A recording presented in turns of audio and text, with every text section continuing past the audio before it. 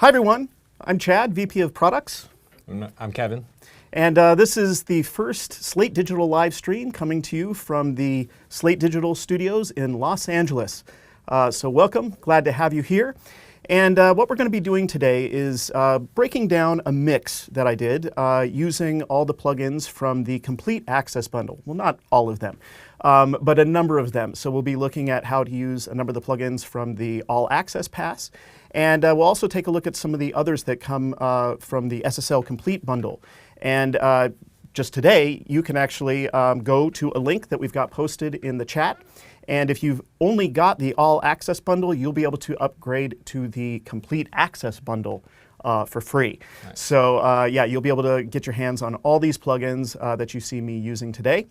And yeah, and after we're done with the mix, I guess we'll put this through a little bit of VIRTU mastering so you can just see how this all goes from beginning to end. And we'll have a done track and hope to answer any questions you have along the way. So shall we get started here? Let's get into it. All right, let's take a listen to this track.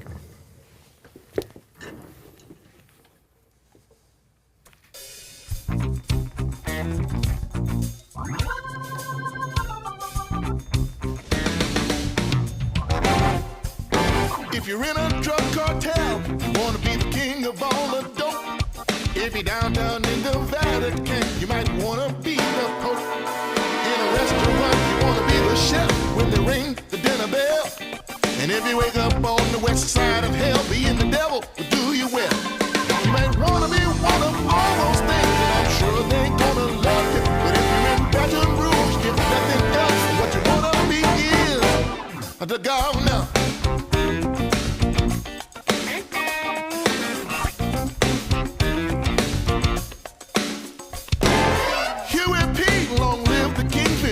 Number one today. Got a new one, Baton Rouge born. Call him Bobby J.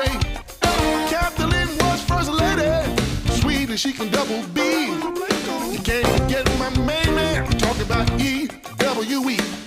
From UAP to EWE. You know we all still love you.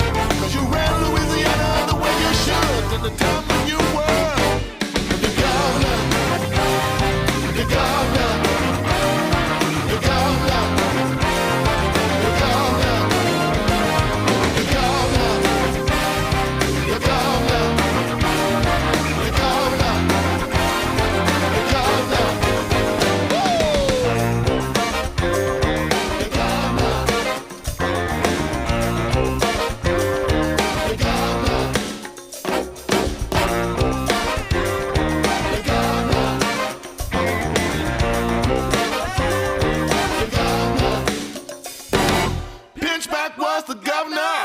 The first in all the nation. A Foster was the governor in 2 different generations. But he was a Roman. But before we take it home, one more shout to EWE for giving us the Superdome. Got so many famous governors from Edwards around the lawn. Jimmy Davis wrote this song down low. So everybody sing along. You are my sunshine, my only sunshine. You make me happy when the skies are gray. You never know, dear, how much I love you. Please don't take my sunshine away. Oh, you're the governor. What you say, the governor? Say it again, the governor. Sing along with me, the governor. Bobby J, the governor. E-W-E,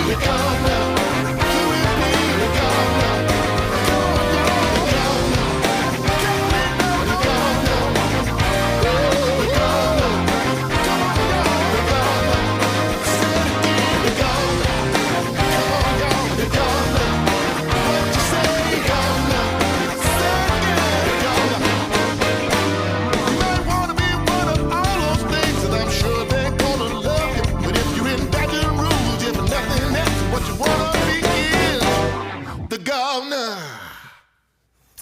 Yeah, that's a great track right there. Love that.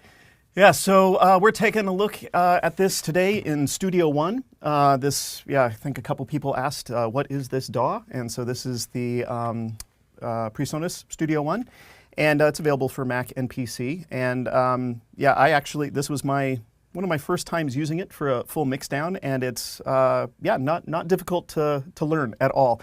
And you just there's obviously a few unique things about it compared to other DAWs, but it just generally does what every other DAW does. Hosts plugins, as we'll see, and allows you to arrange and have a nice mixer view. And I mean, this is a big track here. I mean, we're just seeing a few tracks up here and a few channels, but this thing just keeps going and going and going and going. This thing is massive. Yeah, there are a lot of channels that we had to mix down to get this whole thing complete. And with a project this size, where would you typically start? Well, actually, you can kind of see some of the things already that I did. I mean, because I don't even know how many channels this is in the end, but to just kind of mentally reduce the complexity, I start by grouping a lot of instruments together. So there is, for example, a bus here for all the horns, which are right here. There's also a bus for all the background vocals because there's just tons of them. It's like, I mean, the vocals are even wider than what we can see here. Similar thing happens with all the percussion. There's a bunch of percussion parts and also the drum kit.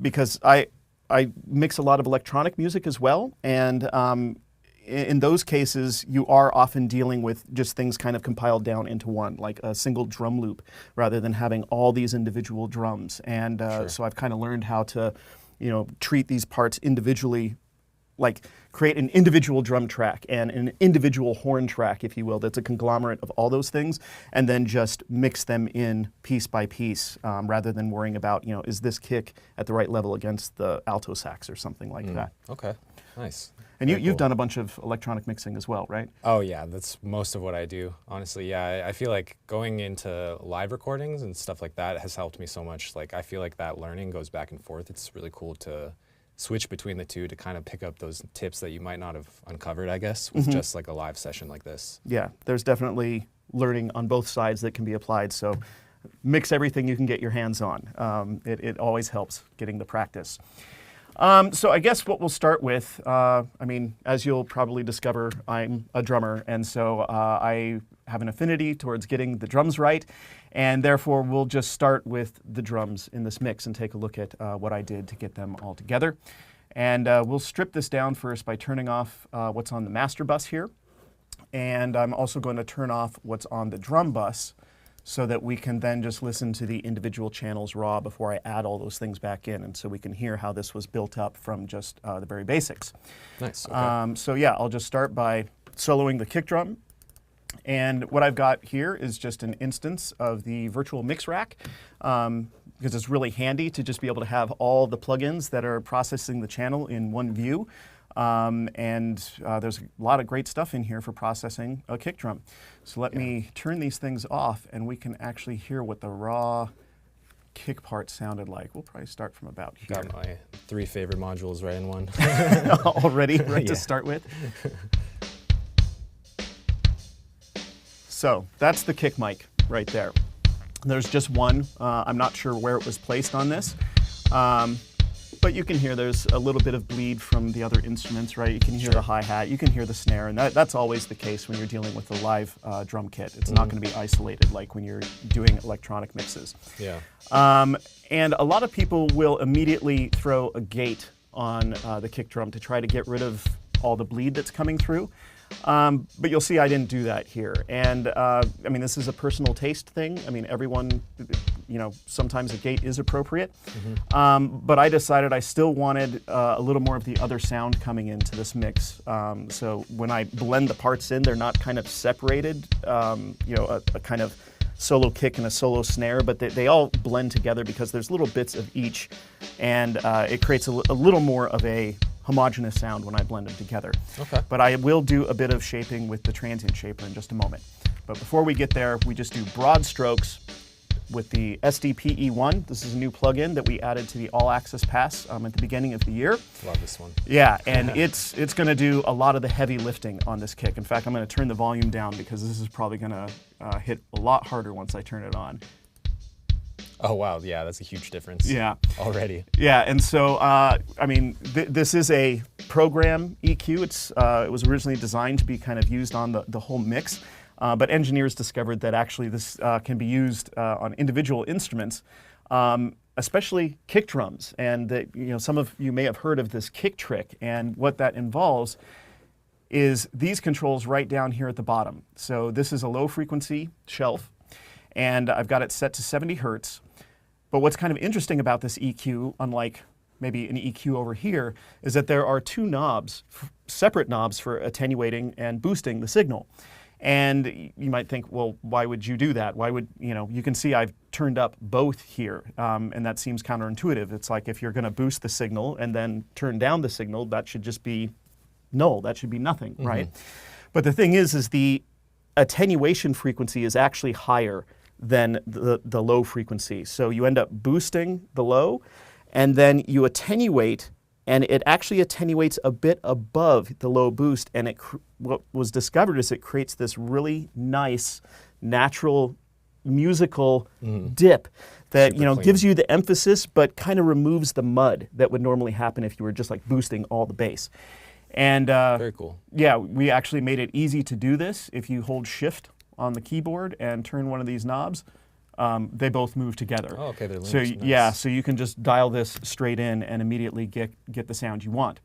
And then in addition to that boost, I'm also using the mid range to get a little more of the beater sound out. So I mean, here's without that mid range, and I've got this set at 5K. There we go. Nice, And yeah. the beater comes through nice and clean.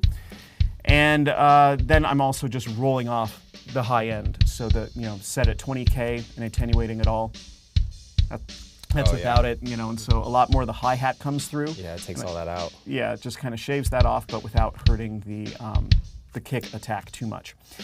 And then following that is the FGS to do just a little more precision adjustment. So yeah, this is really broad strokes. It's only kind of like 1.5 bands and doesn't get very narrow, except here when you want to boost something. So I've used this to just kind of shape the attack a little more. In this case, I'm taking out this weird sort of plasticky. Ooh, yeah. Yeah, You don't that want frequency there. I just decided to pull that out, so it's a rather narrow notch that's happening there. And then there's just a little more emphasis right around here, like 240 hertz. Okay. But that's the main changes with the EQ. So without and with. Nice. Okay. Yeah, you can really hear that difference. Yeah. But one thing that's happening is that there's this low rumble that's happening from the kick. I mean, maybe I can even turn this up a bit in here. Yeah, it's got this really long sustain on this low rumble, which I think is going to get muddy in the rest of the mix. So I decided to shorten that using the transient shaper. So when we kick this on, what we're going to get now is a sharper attack because I've turned up the transient portion, and that's basically full spectrum here.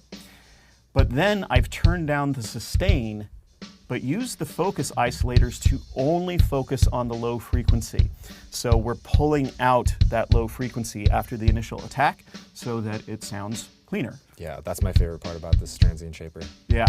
So I've found that was a kind of a nicer way to clean it up without the abruptness of the gate. Yeah, Because the gate really kind of takes everything out, and you kind of hear things pop in and out with every kick hit. Yeah. But this just kind of leaves everything else, all the background snare and stuff like that, in place, so it's not jarring every time the kick hits. Very cool. Yeah, so that's how I've processed the acoustic kick. But right next to it, there's also a sample. And the sample sounds like this by itself. It's quite a deep kick. Yeah. With a lot of kind of splatty attack on the top. And I again loaded up the virtual mix rack and used the transient shaper to shorten up that low end again, because it was a really long, I mean, if I turn that off, it's got a lot of length on the kit. And I was just like, nah, let's keep it a little punchier. So just turn that on, sustain all the way down, turn the focus just on the low end, and then boost the transient a bit more. Yeah, this module is kind of a game changer for like layering any type of sounds. It's great. Yeah, and I'll use it a few more times, I think. So now when these two blend together, they complement each other. So this sample really takes care of the low, deep end and a little bit of the high, airy splat, whereas the kick mic fills in the middle area. So now it's like this thing is really hitting with these two together. So yeah, you're trying to keep them from kind of occupying the same space. And getting a little muddy or something like that. So the sample is just adding some low end and high end support and clarity. And that just sounds unnatural. So when we blend these together, now we get a much more natural sound. Nice, okay. Yeah. Do you typically do something like this in a project with live recordings, like layering in sounds to... I try not to. I mean, this was already provided from the client, so I just went with it. But I try, whenever possible, to just use the original sounds that are there and shape them a bit. And that's really important on the drums because the sound of that kick drum is still coming through on the overheads and the room. And so it would be kind of weird if there was one kick sound coming through those mics, but then a completely different kick sound actually, hitting you in the face down here. Yeah. So we still have the original character of the acoustic kick in here, and the kick sample is just being used for additional support. It's not the main player. Okay, nice. Yeah. And same thing happens with the snare. So if we take a look at the snare top, we've actually got two mics on the snare, one on the top and one on the bottom. So I use a little bit of a different strategy with this one. So if I open up, let's see, hello, it's just scrolled off. I don't like this mouse. There we are. So this time I am using a gate right at the beginning, and that's because the snare bottom mic will be able to fill in the space in between. So let's take a look at how this sounds without the gate.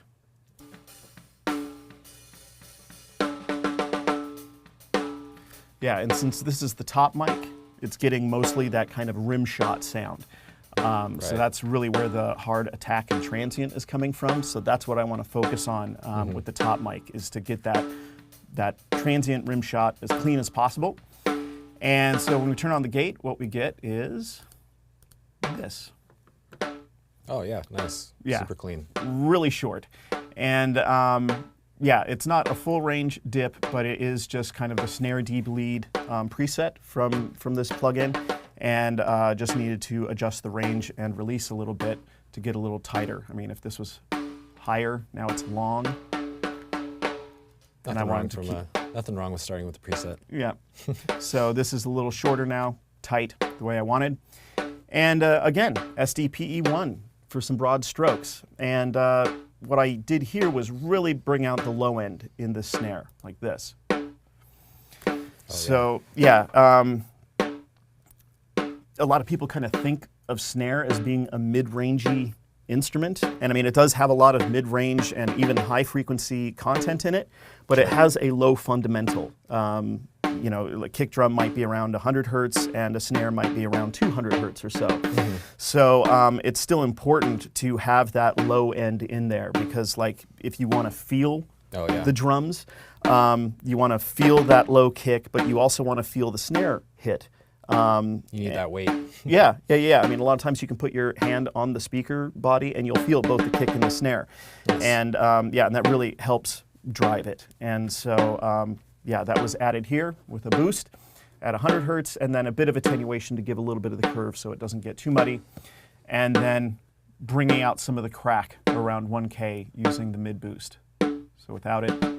Oh yeah. Lose some of that energy without that boost. But then we add it back in. Yeah, so this is really focusing on that kind of rimmy area. Yeah. And then we take it another level up using FGS. Yeah, now it's really up there. So again, really adding low emphasis, boosting the lows, and then adding some air on the top using the high EQs. Yes. And then lastly, transient shaper. So this is actually doing almost the opposite of what I was doing on the kick, right? I was using the sustain. I was turning down the low end on the sustain, but now I'm doing it the other way. I'm focusing in that low frequency area and turning up the transient. Okay, so yeah, you're trying to get that lower punch kind of. Yeah, exactly. And it's got a lot of warmth on it, so the saturation you can see is hitting. Yeah, and it gets a little more breakbeaty sound, if you will. So if you listen to Love this, that sound. yeah, versus, yeah, there's been a big change to the snare. Huge. Yeah, but we're not done. There is still one other EQ. So these are all really about broad strokes and getting some nice color. But then I wanted to do a bit of precision EQ on top of this, and I use Infinity EQ for that. So this is what's loaded up in there, and if I turn this on, let me run it back here, sounds like this. Oh, okay. Yeah, it's a lot fuller.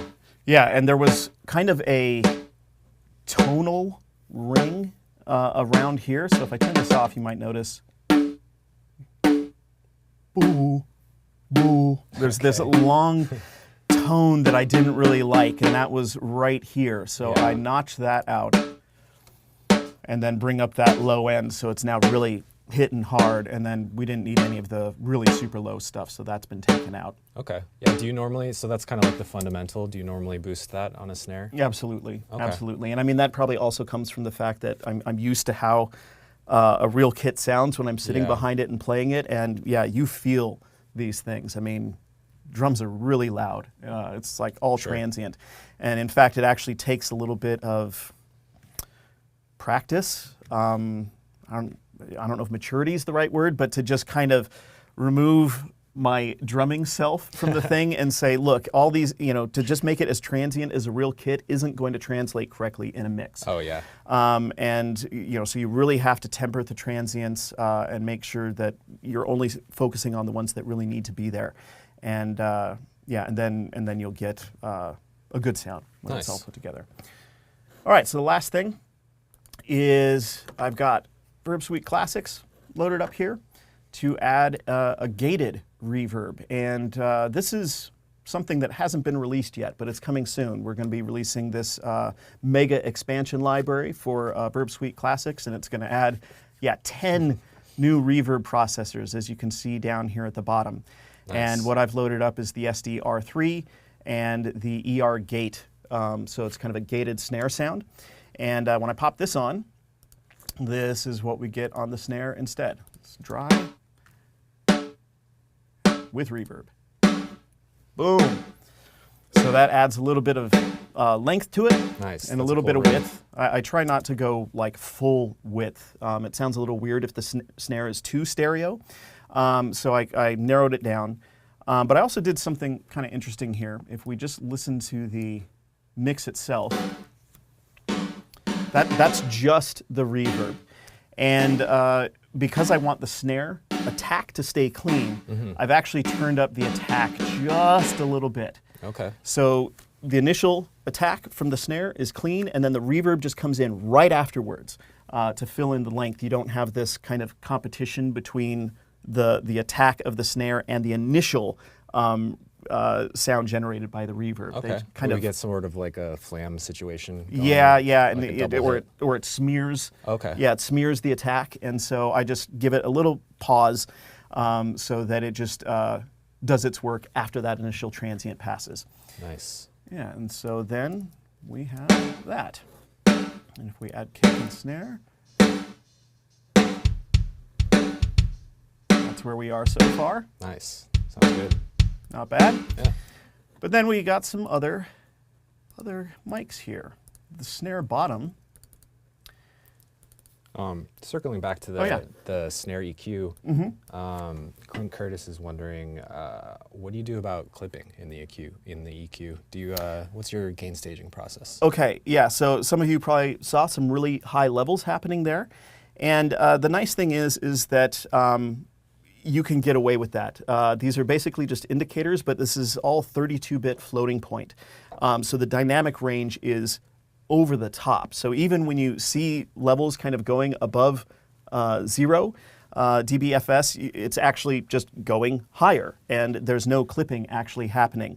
Where clipping occurs is here on the master track. So at the point where you actually convert from 32-bit floating point to an integer, like a 16-bit or 24-bit signal, that's where you need to watch out and make sure that you're actually not clipping here.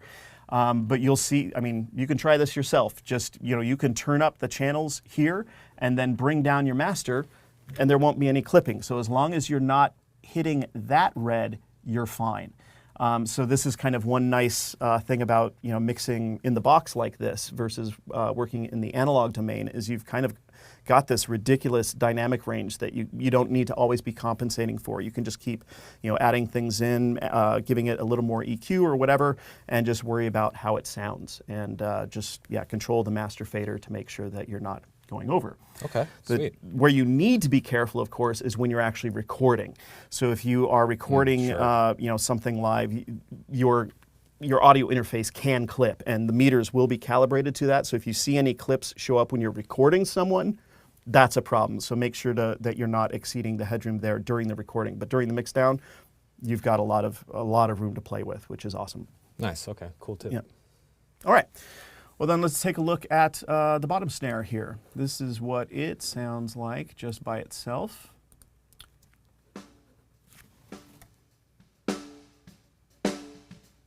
Yeah. So this, there's a bit of a transient in this, but obviously compared to the top mic, this doesn't have the same transient content. It doesn't sound like a rim shot. It's more puffy, I guess is the only word I can describe how the bottom mic typically sounds. And because I also don't want that puffiness to smear that clean transient from the top mic, there's a trick I learned in school, which is to just compress the life out of the bottom snare. Okay. And so what you get instead when I turn on FG Dynamics is this. Oh yeah, nice. Right, so the threshold is way up, the attack is set to fast, the ratio is cranked up, and the release is also very quick. So when that transient happens, it basically causes this mic to get compressed, and then after the transient passes, it comes up to fill in the space that was there before. Yeah, trying to bring that kind of the buzz back. That grit texture, sort of. Yeah, and this is also important if the drummer is playing lots of ghost notes, which are those light taps. This drummer's not in this track, but in other styles there will be lots of ghost notes in between, and those articulations typically, because you're just hitting the head rather than the rim, those will just excite the snares underneath. And so the ghost notes will basically come through the snare bottom, and then the rim shots will basically come from the snare top. And that's how you can kind of shape the two sounds individually. Yeah. So you can get the two textures that you want. And then, yeah, that makes sense. And just a little bit of EQ at the end. So a little more breakbeaty sounding there. Yeah. Oh. Yep, sorry. Yeah, so that's how that's together. Massive snare. Yeah, massive snare. And then when we add in these two, that's what we've got. And then there's a sample next to it as well, which also just adds a little bit of high end on top of that snare part. But you can hear it sounds like a typical, snare sample from a sample pack. So it's just a consistent hit all the way through. All right, so we've got kick and snare together. Let's take a look at the overheads and room mics, unless there's any question about kick and snare before I move on. Someone's actually asking, we got a question from Daddy Danny, who's wondering if there's an audio interface that supports 32-bit. Not that I know of. Not that I know of. You're going. You're always taking some sort of fixed dynamic range into the computer, and then the floating point is all happening inside.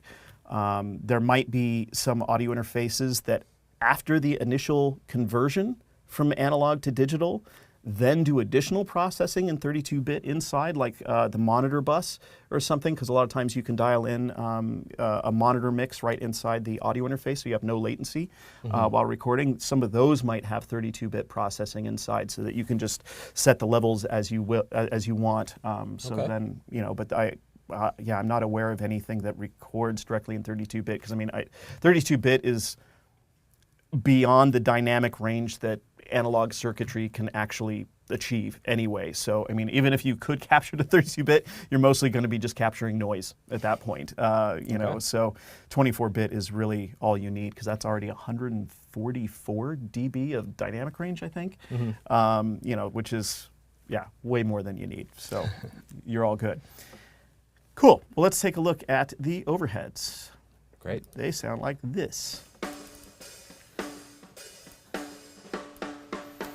So there's just a bit of light compression on it, but the idea here is to basically capture the cymbals that are happening in this kit. And so there's a bit of a high frequency shelf going on here in this EQ. And I've also pulled the very high frequencies down a little bit, because this hi-hat is really bright. And I just wanted to temper it a little bit, just to pull it back.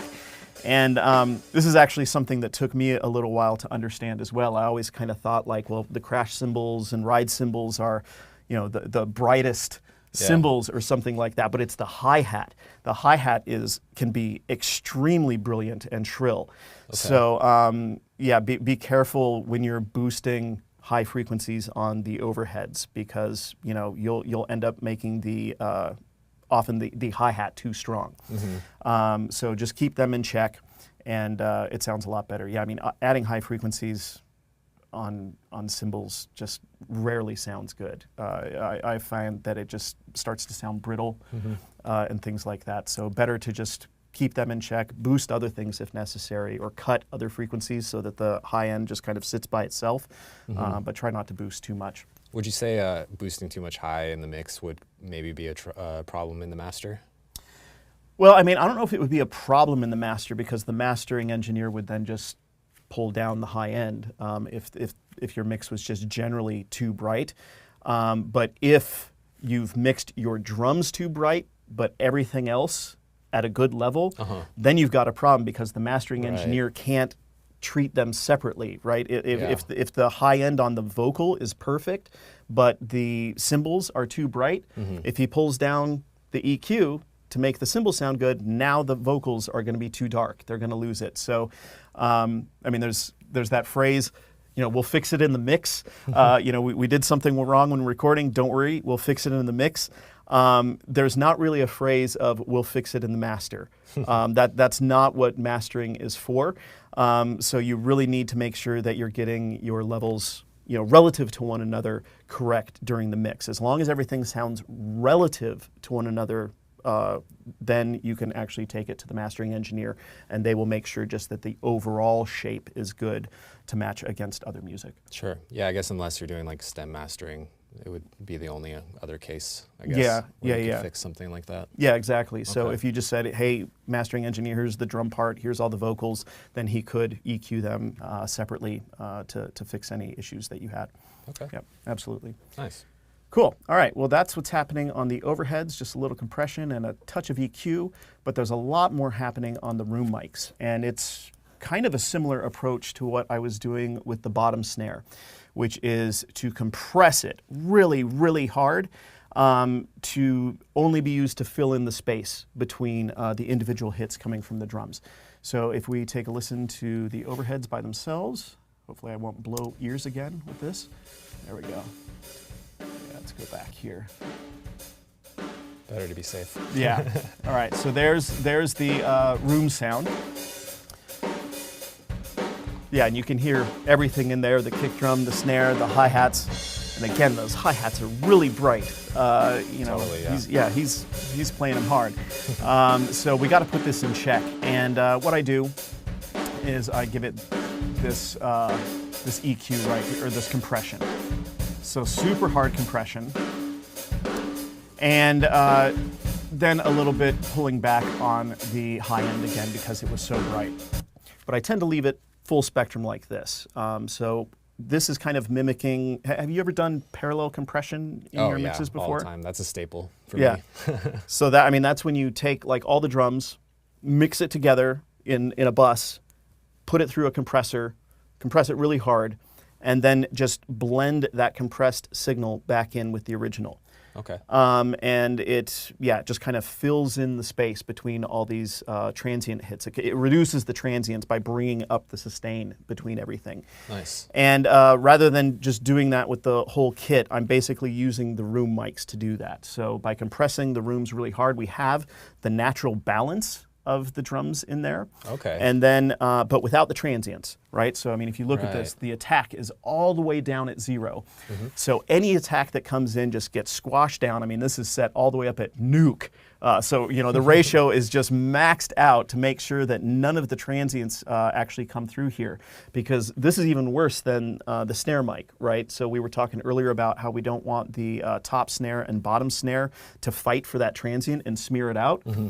These room mics are further away from the kit. So there's actually a time delay before that snare reaches these mics. Oh, okay. And so, if you don't reduce the attack on them, you'll get flams, right? There will be that initial snare from the close mic, mm-hmm. and then you'll get the snare just a moment later from the rooms. And so, I just keep that out of there.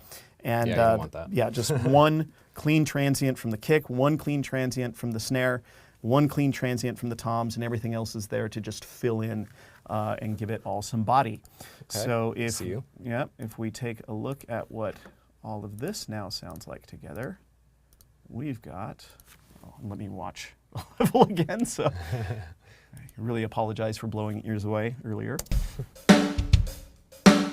We've all been there. Yeah. So that's what we've got now. So without, right, so this is just with the overheads, but with the rooms added. Just kind of smooth it out a little bit. Totally, yeah. Nice. Yep. The hi-hat is all kind of mid-rangey. I wish there was a faster way to just solo that one real quick.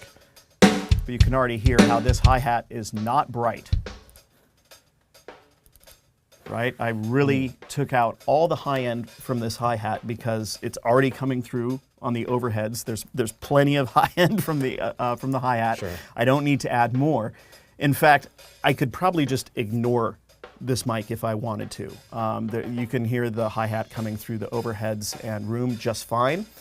But if you listen to just the overheads and just the room, like especially in headphones, you'll hear that the hi-hat images over on the right side of the mix. And because he's playing the hi-hat so much on this, I mean, it's a killer hi-hat groove that he's got. And I like how after the chorus, that's the part that restarts the beat. I don't want to take away from it at all.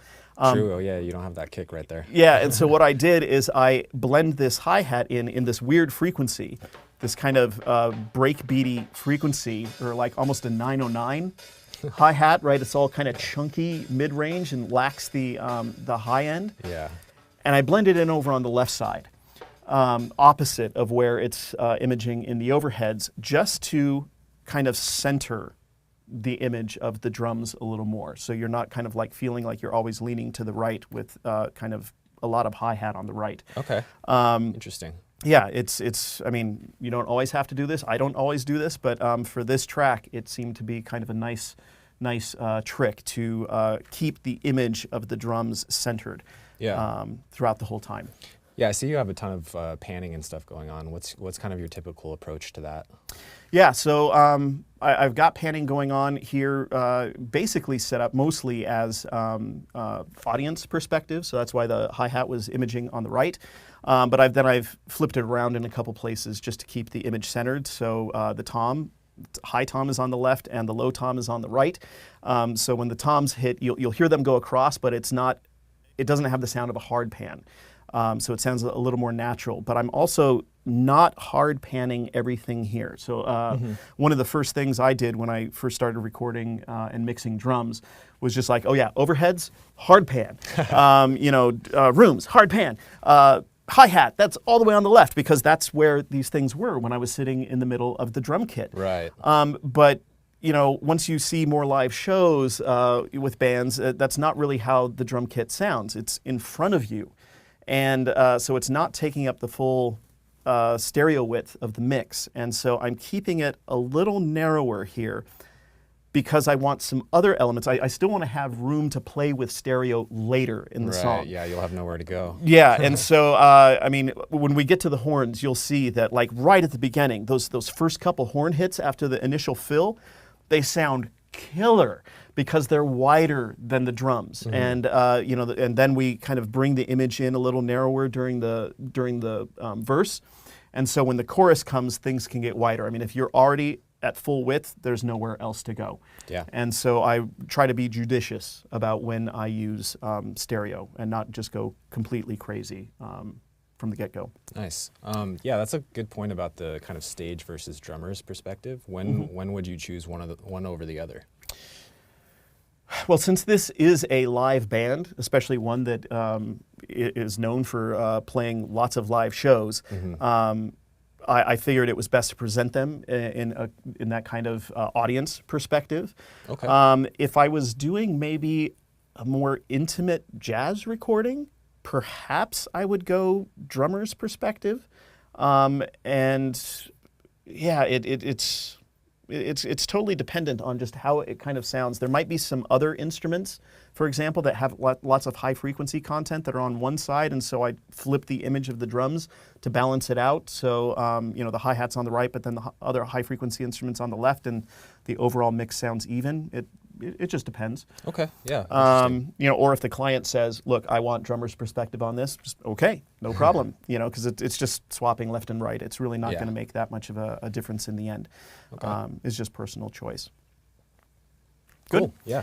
All right. So the toms just have a little bit of transient shaper on them to bring out some of the attack. These were recorded. The engineer who recorded them already had a gate on there, so I didn't have a lot of flexibility in how I could shape the drums. They die off really fast, but I use the transient shaper anyway to bring out a little bit more of the attack. Okay. Let's see, it's probably right around here. Yeah, it kind of sounds weak. Let's hear the two together. Yeah. Using them basically to just bring out the body of the drums because the transients are still going to be coming through the overheads. And the idea was to just accentuate the transients a bit more with the transient shaper and bring the sustain down a bit so that when we play the whole drum kit, we get something like this. Hit the wrong button. Yeah, so that's everything in the drums. But there's still some additional treatments that I'm doing on the drum bus. Oh, okay. So we got VMR here. If I open that up, we've got a compressor and the good old SDPE1 again for some final shaping. And so let's listen to this groove. If I add the compressor, check out what this does. Get the level right there and turn it on.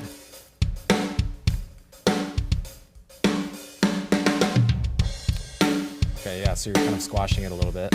Yeah, I mean, squashing it quite a bit. Yeah, it's like hitting at least -3, it looks like, on some of those snare hits, but it just helps glue everything together by just making sure that, the snare doesn't pop out too much versus the kick. It just flattens out the drums a bit. And again, that was something I wasn't used to doing when I first started mixing drums because that's not how a real kit sounds. But after mixing a bunch of electronic tracks and dealing with just already pre-made drum loops that sounded great, I was always like, why do these loops sound so good? And I was listening, it's like, processed. they've really limited what's going on here and really put it in control. And so it's a good trick to do this here as well. And then just using the SDPE1 to add a little bit of life after this. Okay. Yeah. So Would you typically keep the dynamics to a minimum in a track like this with so much going on, or does it kind of vary? Well, so the total dynamics for me depends on the genre of music. So because this is a really, in my opinion, like dance track. I mean, it's not a kind of dance track, but it's still something that, you know, if this band was playing live, people are getting down. And so for me, I just want those drums, the whole rhythm section just needs to be solid. And just dependable and right there the whole time. And especially for pop music, where people are tending to listen more in the background a lot of times, to just give a consistent level all the way through creates a better listening experience. If this was a jazz track, or maybe a folk track where, you know, things needed to be more delicate at times, where dynamics really played a more key role in the whole composition, then I wouldn't be compressing this hard, and I would make sure that the drums can come up and can come down as necessary. But this guy, he's just straight ahead all the way through, and sense. so Okay, cool. Yep. Bit of a sidetrack. Yeah. Where's that question? Phoenix Benjamin's wondering, can they use the SSL control surfaces with their dual Raven VRS8 24-track studio? I have no idea. That is a great question. I do not know either. Probably. My guess is that it probably works. I've obviously never tried it, but yeah, if I move this slider on screen, that fader is moving right here. I don't know if you can see it. No, I don't think it's not in the shot. No, it but is moving. But if I move this, it's moving on the screen as well. So as long as if the Raven is updating the DAW, then the DAW will update any control surface that's connected to it. So I mean, technically it might work, but I guess there's only one way to find out. Yeah, maybe someone in support can write back to you and let you know. We'll get to the bottom of this. Yeah, we'll find out. All right, well then the last bit of magic on the drums is in the form of Heatwave. Yes, love this plugin. Which is sitting on the master bus, and so without it, we have this. When I turn it on, we get this. Okay, nice. Yeah, so it just brought out more energy. Yeah, more excited. And again, this kind of came from my experience of mixing electronic drums and those classic break beats, which had this, I don't know, gritty, it's kind of this noisy. raw energy. See, I don't know what it is, but by using Heatwave to add this extra saturation, I feel it has a bit more of that vibe, and it also just kind of gives a little more gel to the drums overall. Very cool. Yeah, nice little secret sauce. So that is our drum mix right there. Sounds great. But then, right next to it, we've got a whole bunch of percussion. Bongos, cowbells, shakers, tambourines, timbales, you name it. And that's all coming into this percussion bus right here. And let me turn off the reverb, and this is what the percussion all sounds like when it's playing together.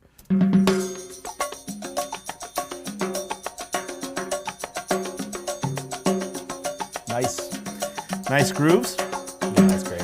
And in a lot of cases, I didn't need to do anything. A lot of these sounds already sounded good on their own because they were recorded in isolation. So the shaker, perfect. It's right there. I mean, don't feel that you need to put an EQ on every single thing in your mix. If it ain't broke, don't fix it, right? That's right. Because anything you do at that point is just going to be deviating further from the truth, the real sound of how it is, especially when you've been able to do a nice isolated recording of an instrument like that. So really all I'm doing is just a bit of fixes on certain instruments. Like if we take a look at the cowbell here, and we listen to how the cowbell sounds by itself, it sounds like this.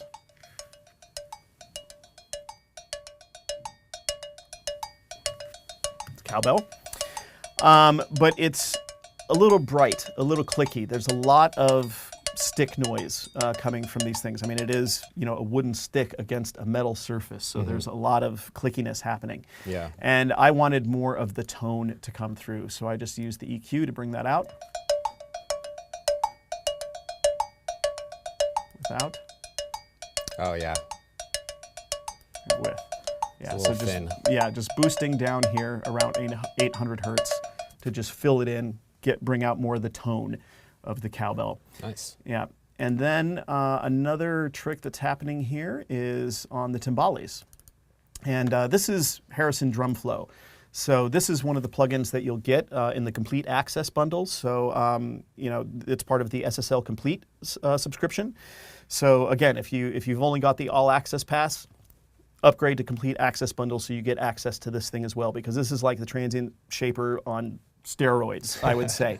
Yeah, obviously it's just like, whoa, what is all this? But the way it works is it's kind of got two separate areas for processing the attack and tails. So what we were referring to as transient and sustain in the transient shaper, plus a bunch of other useful things for, it's kind of like the ultimate channel strip for drums. And I'm using this on the timbales because similar to the cowbell, it also has a lot of clickiness in it. Whoops, sorry. Let me solo that track. I meant to solo it first. There we go. Sounds like this.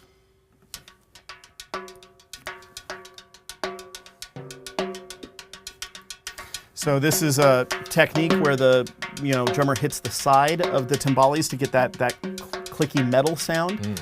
And I mean, it's cool because it adds to the vibe, but that click is really, really strong. And especially with all the clicks coming from the cowbell, the clicks coming from, I mean, there's lots of little clicky sounds in this mix, and I just didn't want them to get too out of control.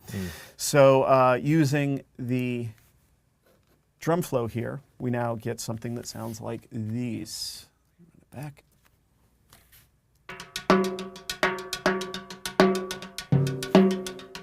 So without it,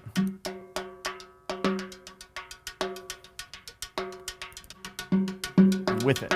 So basically what I've done is in the attack section is I'm pulling down a lot of the high end. So all the clickiness gets pulled down, but we're boosting the tone that happens in the tail of, so like the cowbell, I bring out more of the tone of the drums and pull back on the clicky end to just kind of balance it out a little better.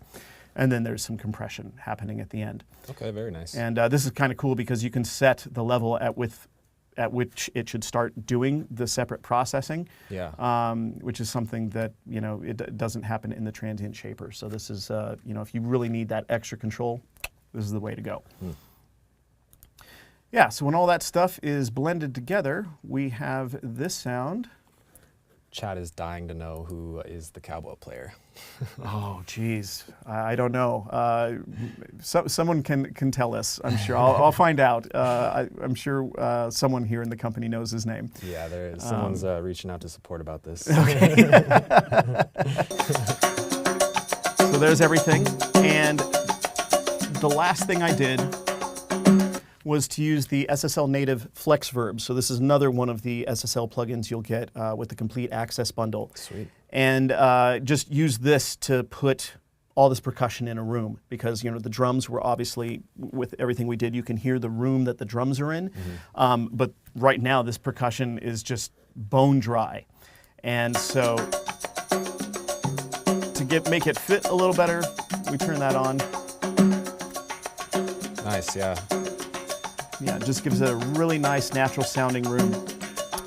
And one reason that I like this reverb is because it has this compressor on the output, and which basically ducks the reverb anytime the input signal gets too loud, anytime it just gets loud enough. And so instead of having loud hits from the timbales create tons of reverb, they stay clean. And because that'll happen a lot of times if you've got reverb on top of your drums, you'll lose the articulation of the drums because the reverb will be kind of smearing all the attacks. And so when he comes up and plays some larger hits, the compressor kicks in and brings the reverb down, and then it comes back up afterwards to just give that natural vibe to everything else that's clicking along. Nice. Yeah, you can see how that drops without it. Now there's just like this constant reverb there. Okay. Yeah. If we run that back right to that spot with the compressor on, Yeah, it ducks just a little bit so it stays a little cleaner.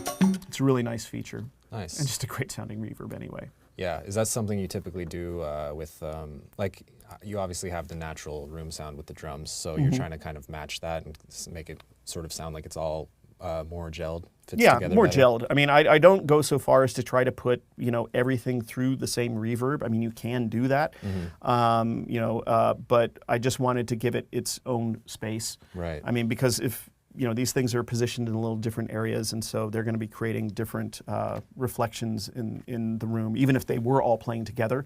So it's fine that the reverb is slightly different on the percussion bus versus the drum bus. And I also wanted to tune the length to be something appropriate. Obviously, there's lots of fast movement. You don't want a long reverb, otherwise you're just going to get this wash. Yeah, exactly. But if it's a slower song, playing like eighth notes and things are more spaced out, then you've got room for longer tails. So, yeah, it's kind of situational dependent which one gets used. Okay, cool. So now we've got all the drums together.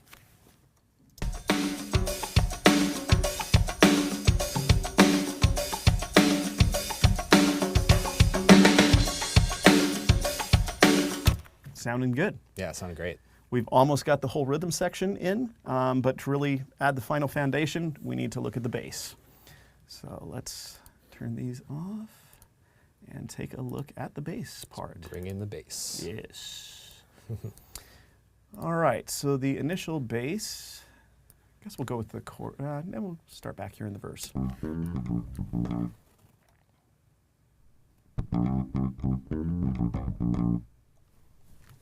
Nice. Bass? Yeah, it's a cool bass line. Yep. But with the SDPE1, we're going to give this some really fat low end. So let me run back here and turn this on. Here we go. Okay, yeah, huge difference. Yeah. So again, this is making use of that low end kick trick that the SDPE1 can do. So boosting both the bass and attenuating the bass. So we get this nice kind of boost with a low mid duck happening right above it so it doesn't get too muddy. Nice. But then I've got a boost. I'm just maxing out 2K to bring out all the kind of the finger work and fret noise. So, I mean, you lose that articulation without it, for example. Now it just sounds muffled. Yeah. But turn this up.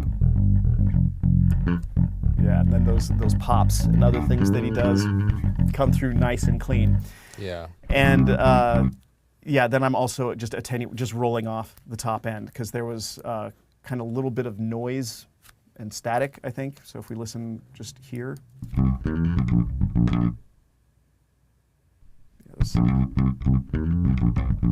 Yeah, it's a little crackly. Yeah, a little bit. So just kind of smooths that out. Yeah, those weren't really helping at all. So yeah, just pull it out a bit. And then to make it more just consistent, like we were saying before, getting the drums just even dynamics, we put this through compressor as well, the FG28. Nice. And we get this.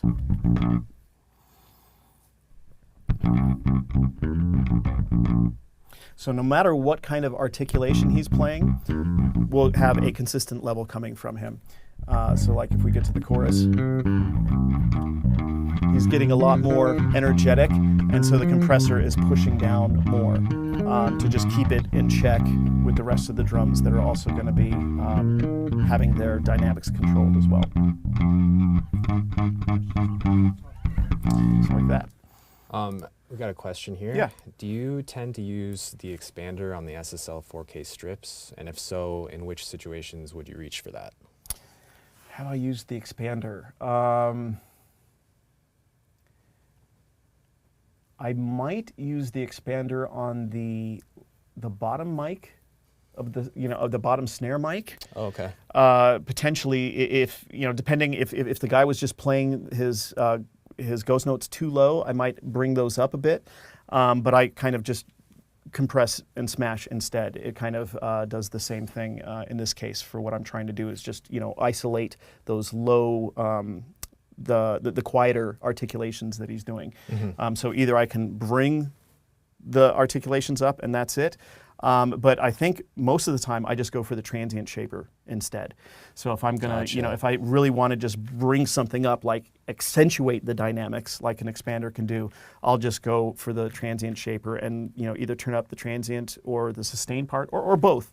I sometimes just find that is a little quicker, but it's kind of same approach, same means to the same end. So. Okay. Yeah, it's all just kind of flavor, whichever you like better. I think I like the fact that the transient shaper has those frequency isolators, so I just get a little more control than just a straight expander would normally do. But yeah, that's Nice. my take on that. Cool. All right, so drums and bass, everything together.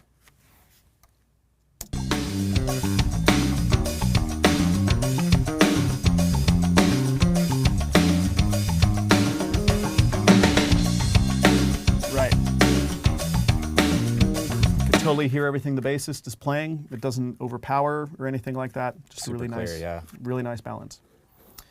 Nice. So that is the general rhythm section. Very nice. Well, let's keep going to the right. So how would you typically choose, like in VMR or otherwise, how would you typically choose like an EQ or a compressor? Okay, yeah, I mean, because there are a lot of options in Tons, VMR. yeah. There are a lot. And I mean, we put them all in there so everyone can try them out and find the ones that they'd like. I mean, the point isn't that you need to use every single EQ and every single compressor. It's not like, a completion bonus. I just use them all in my mix. That's not the point. 100% achievement. Yeah, exactly. And so they're all there so you have the time to fully investigate how they work and the sound they have, the character that they have. And eventually you're going to find probably ones that you vibe with the most. And I really like the FGS, obviously. You've seen that come up a lot. The SDPE1, I mean, I think because I was kind of involved in the development of that one is still really close to my heart. And I like how that one behaves so much differently than all the other EQs that that's almost a workflow changer. It's not that the sound is different, but it's just that I can't EQ the same way with the SDPE1. Yeah. And so I don't fall into the same repetitive pattern of doing the same type of EQ tricks every time. It really makes me say, okay, broad strokes first. I remember when I first started mixing, I'd be like, oh yeah, parametric EQ, I gotta load this up and set this really narrow frequency and just try to get there and fix this one thing. And a lot of times that just made stuff sound worse. And really all I needed was a more broad sort of adjustment, and the SDPE1 forces that to happen. Yeah, so, less is more kind of in that situation. Yeah, and so I find, a lot of times that'll get closer and it has a more natural sound. And same thing with the compressors. They kind of have different characteristics. If I want a more vintage, slower sounding compression, then that's where I go for the FG2A, like we've seen on the bass and on the drum bus. But if I need some like modern precision hardcore compression, I go for FGS because that thing can just, FG stress, because that thing can just, that nuke setting on the ratio, and the fact that the attack can just be so ridiculously fast, and the release as well. Basically, somewhere between those two, I usually find what I need. And again, same thing with the broad strokes from the SDPE1 versus the precision that the more surgical stuff, the precision that I would get from FGS. And then when I need to just go in and make some final adjustments without adding any color, that's when I go for infinity EQ, like we saw on the snare drum, where I was just like, okay, I just need to fix a few problems now. I'm not trying to shape the sound so much, but just, I've got a nice color that I like. Let me just fix a few other things, and that's kind of how I choose those. Nice. But I also learned, on a SSL 4000 mixer. So yeah, I'm very used to that sound. So yeah, loading up FGS and whatnot is definitely my kind of muscle memory. Okay. Just brings me right home again as soon as I load that up. So Nice. yeah. Sweet. Cool. Yeah, that answers the next question about compressors. Okay, okay, good. All right, well then let's take a look at some guitars. There's only a few in this one. Just 4 parts. And this one starts here on the left with a little bit of kind of just funky, clean strumming like this.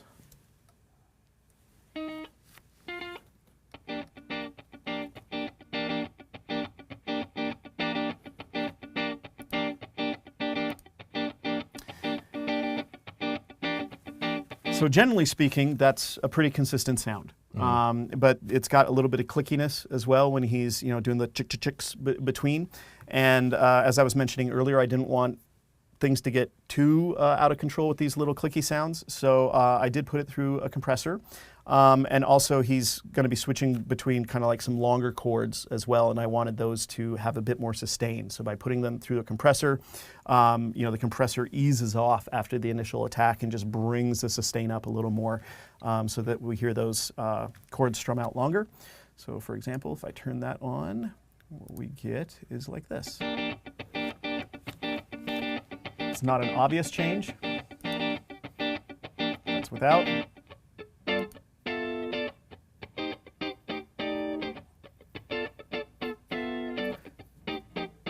Okay, nice. Yeah, but you can see it's changing how much it's compressing. It's not always compressing by the same amount, so it is helping to even out the volume a bit. Yeah, keep everything level. Yeah, and then just added a little bit of mid-range boost after it to give it a bit more of a retro kind of Totally, yeah.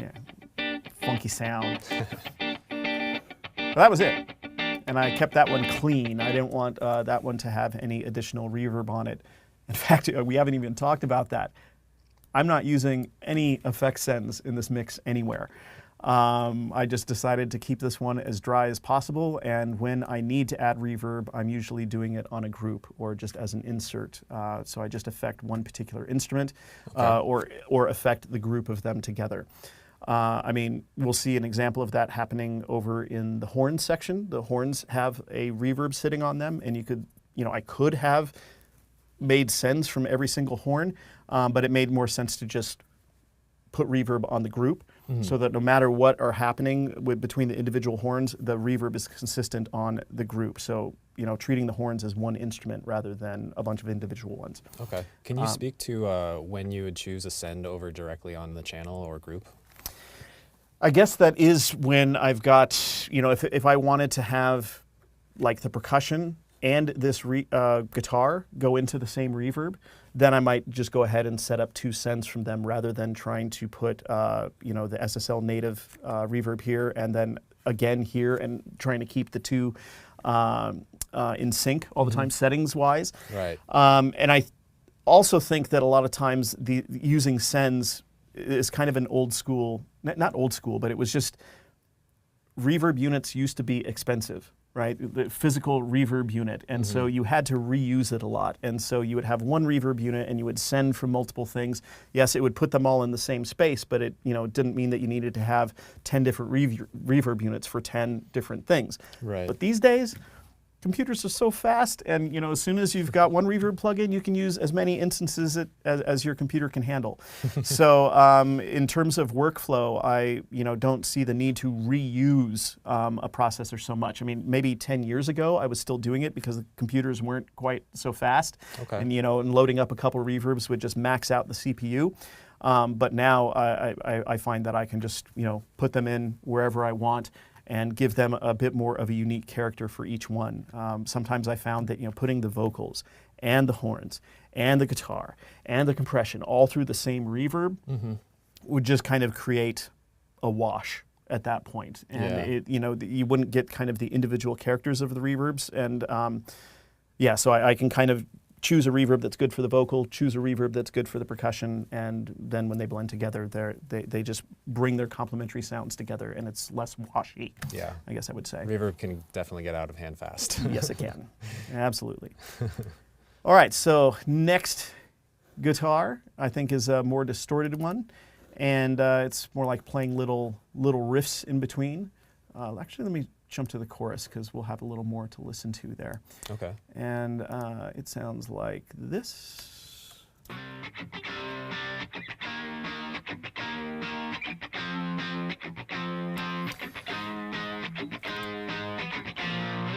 And the nice thing is when you're dealing with distorted guitars like that, you usually don't need to use any compression because just the nature of distorting it has already maxed out the dynamic range. Compression isn't really going to help too much at that point. So all I needed to do was just shape it a bit with some EQ, like this. Oh, okay. Yeah. Bring out a lot of the body Real from full. this thing. Yeah. And that's, again, I had to learn this to kind of do the opposite of what I initially wanted to do when I first started mixing. It was like, oh, I want to hear more of the guitar.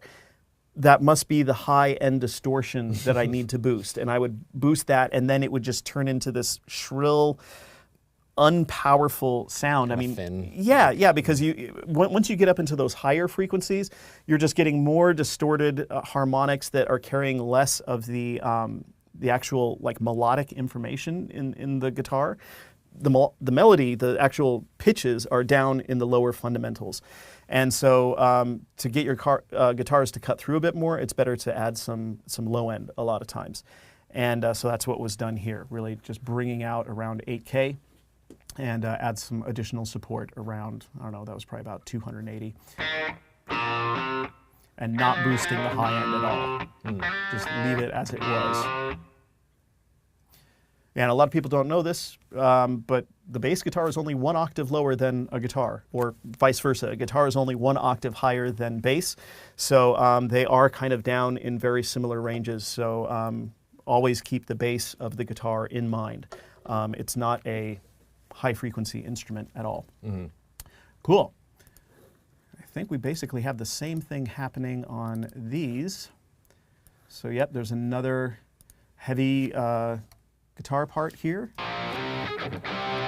which again was just augmented with some low end. But because this is the chorus, I gave it a bit more high end as well to really have it sit on top of everything else, but still definitely has that low end support.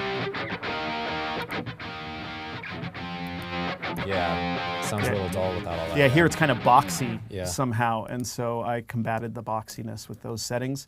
And it's not boosting in the same areas as the other guitar was. So these two guitars will therefore not fight against each other, but will have kind of their own space in the frequency spectrum where they live. And the other guitar, which is panned to the right, is a similar kind of tone, but this one is playing long sustained notes like this.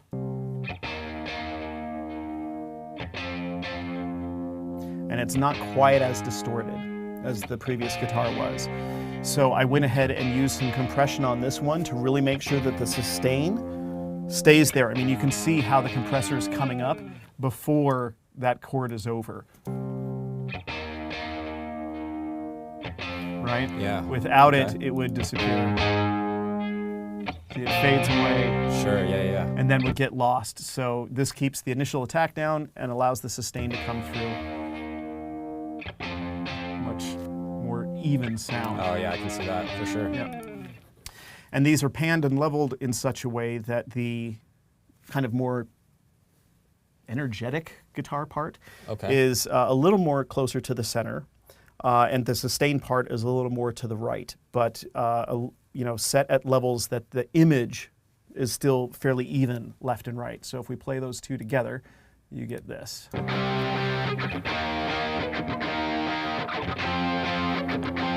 Okay, yeah, I see that. Nice.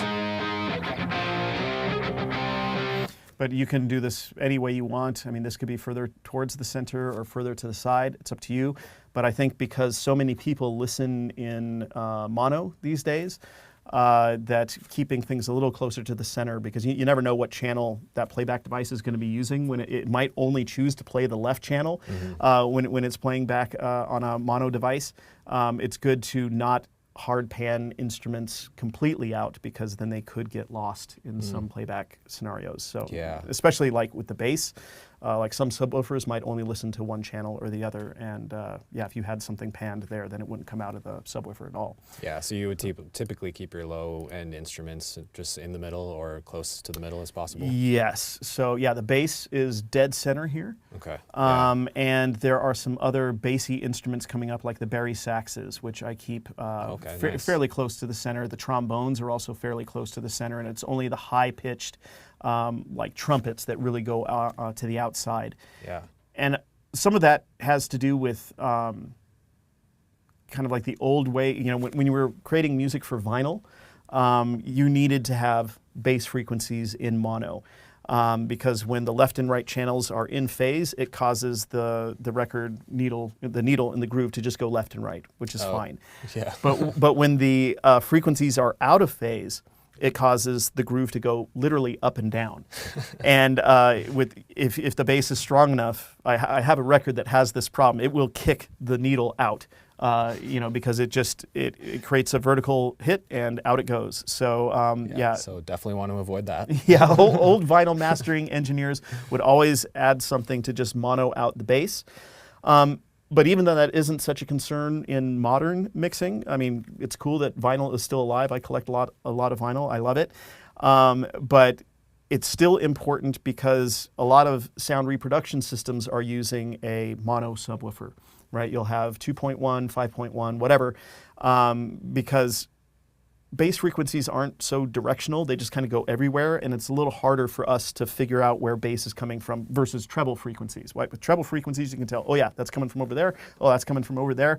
But bass, it just kind of comes from everywhere. So it's fine to just have one subwoofer down there. But if you're feeding out of phase signals into that subwoofer, when it tries to blend them together, they'll cancel out and you won't get a solid bass coming from it. Yeah, okay. So again, it's a little better to just keep your bass mono as much as you can. Not that there can't be a little bit of, like, you know, out of phase bass coming from like some low end of a reverb. It's just the really strong stuff. The kick drum should be mono.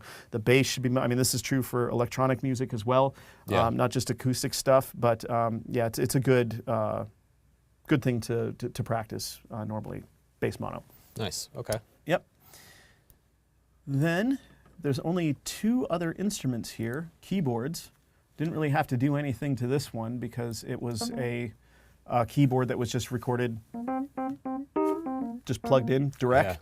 Yeah. You know, and when you've got some nice direct recordings from an instrument, usually all good. And all I had to do, I think, was just add a little bit of mid presence. Yeah, using some EQ. Just to bring out a little more of the hammer sound from that piano. Okay, yeah. And yeah, they sounded great already. Yeah, and then the organ, this one's cool. So this is the first thing so far that I've really had hard panned left and right, and that's because this is got a rotary speaker going on it, and you know, if those two signals blend together at all, you get some weird phasing between them. So I left them hard panned left and right, but it's still just generally images in the center. But I kind of offset it, so the keys are a little bit left, as you can see here. The right channel is panned a little bit left in, so the keys, even though they were recorded in stereo, images just slightly to the left. And the organ will image slightly to the right because I've got different EQ settings on the two channels. So this one here has a boost around 4K, and then on the right, the boost is higher. Oh, okay. So it's going to have a little more presence on the right side. There's no phasing between the two, and both are present there. So if you listen to just the left or just the right channel, you'll still hear the organ. But when you hear them in stereo, because there's a little more high frequency content on the right side, it'll feel like it's just leaning slightly to the right. So then the organ and keys balance themselves out to give us a nice, you know, maintain a stereo evenness between the two. Nice, yeah, that's a cool trick. Yeah. Let's see.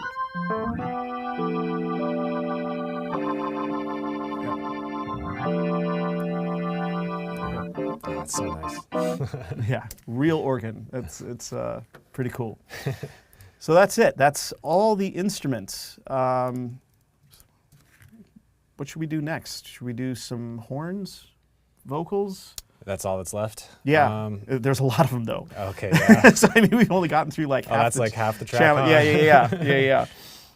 I would typically, I might go with vocals last. Just I Okay. feel like I like everything to be nice and level before I just put those right on top. Okay, then let's check out the horns. Okay.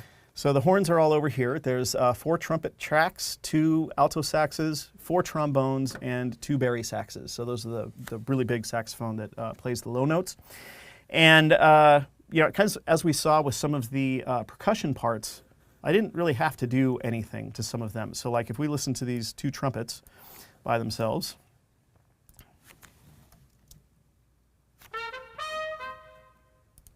yeah, I can turn these things off.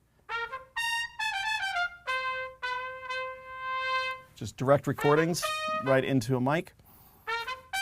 Again, ain't broke, don't fix it. Same thing if we add in the other 2 here.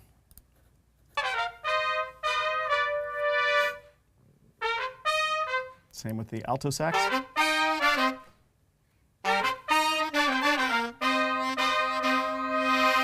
Yeah, so they sounded great, so you just kind of focused on panning here, really, more than anything. Yeah. Nice. Panning and just levels to get the mix right. Sweet. Because you know, as a group, these guys are just going to be playing on stage together, just playing their individual instruments as a group like that. So it would be kind of weird to change the individual sounds of each one too much. Right. Yeah. Because then, you know, there'll be a weird tweak on the trumpets that is different from the tweak that's on the sax, and they won't gel as much. Yeah, I would imagine that would start to get really kind of imbalanced, I guess. Or just unnatural sounding. Yeah. Sure. The only thing I had to really do was do some treatments on the trombone. So if we take a look at the trombone channels, they sound like this.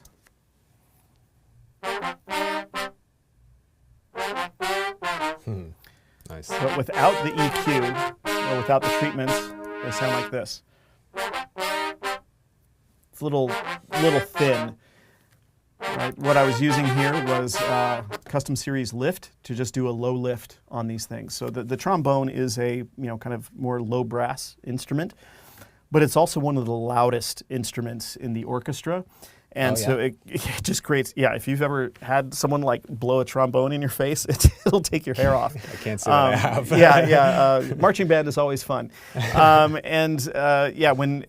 Because of that, it's putting out so much sound that a lot of times that mid-rangey area kind of dominates the recording that's getting picked up by the microphone. And so in this case, I just needed to add some low end to make it sound a little more natural, like it would sound like if you weren't standing directly in the blast zone of the trombone player. Right. And that was all that was necessary, just to round it out a little bit, make it sound a little less blatty, I would say. Okay. Nice. And then the bari saxes down here were also quite nice. Whoops, let me turn these off. They sound like this.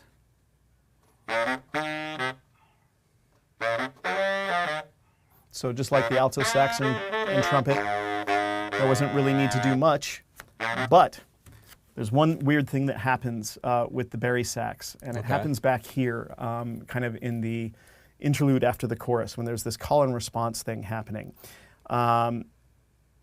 There's like a resonant frequency that happens when the bari sax plays this really low note.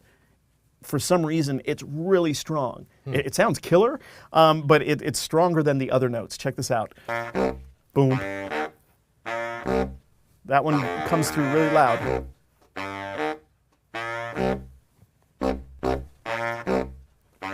I don't know if it's just because of the resonance in the room where this was recorded, or if it's a natural thing that some notes on the bari sax just have a little more power behind them.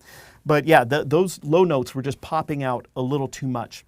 And so what I did to combat that was use the SSL dynamic EQ. So this just came out very recently. Nice. Part of the SSL Complete and Complete Access bundles. And so I've got this one low frequency set here, and it's got the dynamics enabled. And so only when that low note happens will it turn down a little bit. So let's go take a look at this right here. Oops, helped turn on. Yep. It's just literally just hitting that note. Just that one note. And I mean, and that's because that note is so strong. Right. You know, it's not just a thing, you know, that I'm thinking is happening. You know, it's literally really strong. So the compressor was able to catch that and just turn down it a little bit to make it a little more even. And that works even when all the horns are playing in this group. So let's see.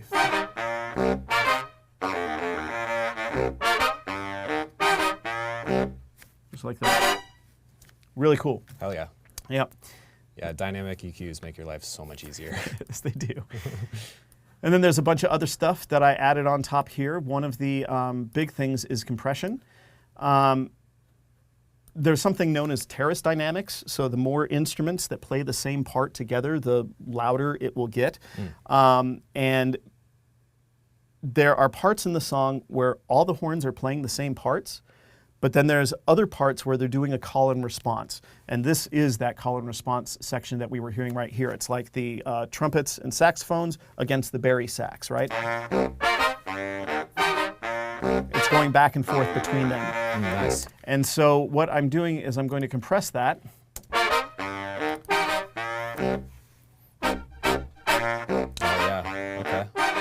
And what that's doing then is then when we get to the later section where all of them play together, there'll still be just a general loudness that doesn't go too crazy.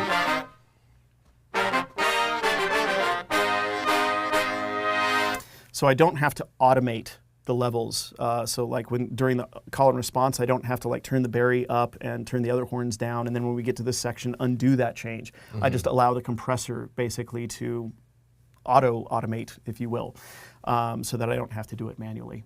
It just keeps everything basically consistent all the way through, so I can treat the horns as one instrument in the final mix. Just set the level of that horns bus right here so that the horns are balanced against everything else, and I don't have to, you know, change a bunch of little sliders to get what I want. Nice. And then just a little bit of SDPE1 as always to give this some more beef.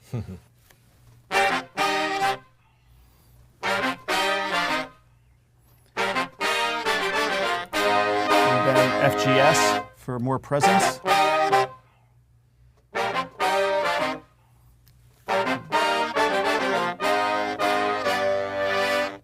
So I see you have a trimmer here at the end, but it's just set to 0. Can you speak to that at all? Oh, right. Yeah. Okay. So back here in this interlude, and it happens in one other section, which I might be able to find, there are 3 horn hits. They go bop, bop, bop.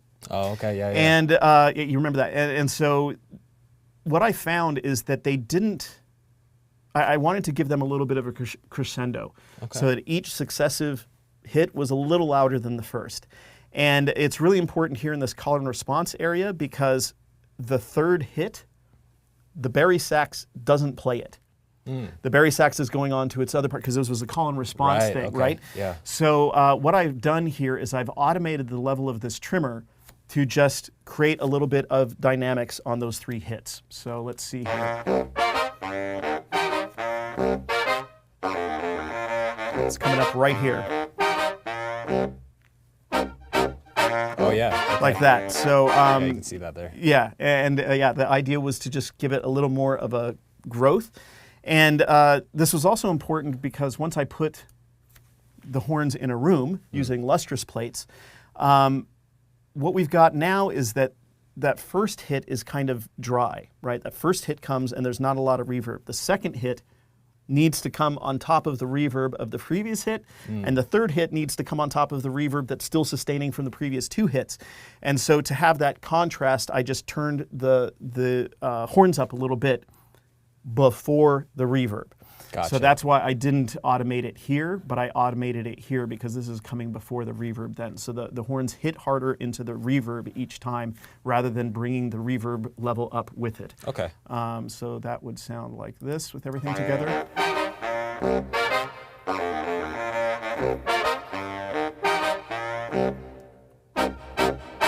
Nice, yeah. It's like coming at you kind of. Yeah, it's like yeah. getting closer. Yeah, pop, pop, pop. Yeah. Yeah, it had a really nice effect. So that's the horns then, all together. Nice. And very nice. yeah, think that's it to say about them. So we can move on to some vocals. Those start. Arguably the most important part. Yep. I mean, definitely, but I'm a drummer as well, so I have a lot of drums forward mixes. Yeah. I had the same issue when I first started. Most people listen to the vocals, right? Especially if they're not musicians themselves and they just like I like the song. Yeah. They're listening to the lyrics and things. I mean, I don't know about you, but there are so many songs that I've heard probably hundreds of times at this point. I don't know what the lyrics are because I'm not actually listening to the words. I'm just kind of listening to the Right. pitch of the voice. You know the top line, but you don't know the words. Yeah, and it's like, I find out later, what's this song about? Oh my, I didn't realize this was a sad song or a happy, whatever. Yeah. I'm just listening to it as another instrument in the tone it makes and things. But most people really want to hear what the words are. And so, they've got to come through nice and clear.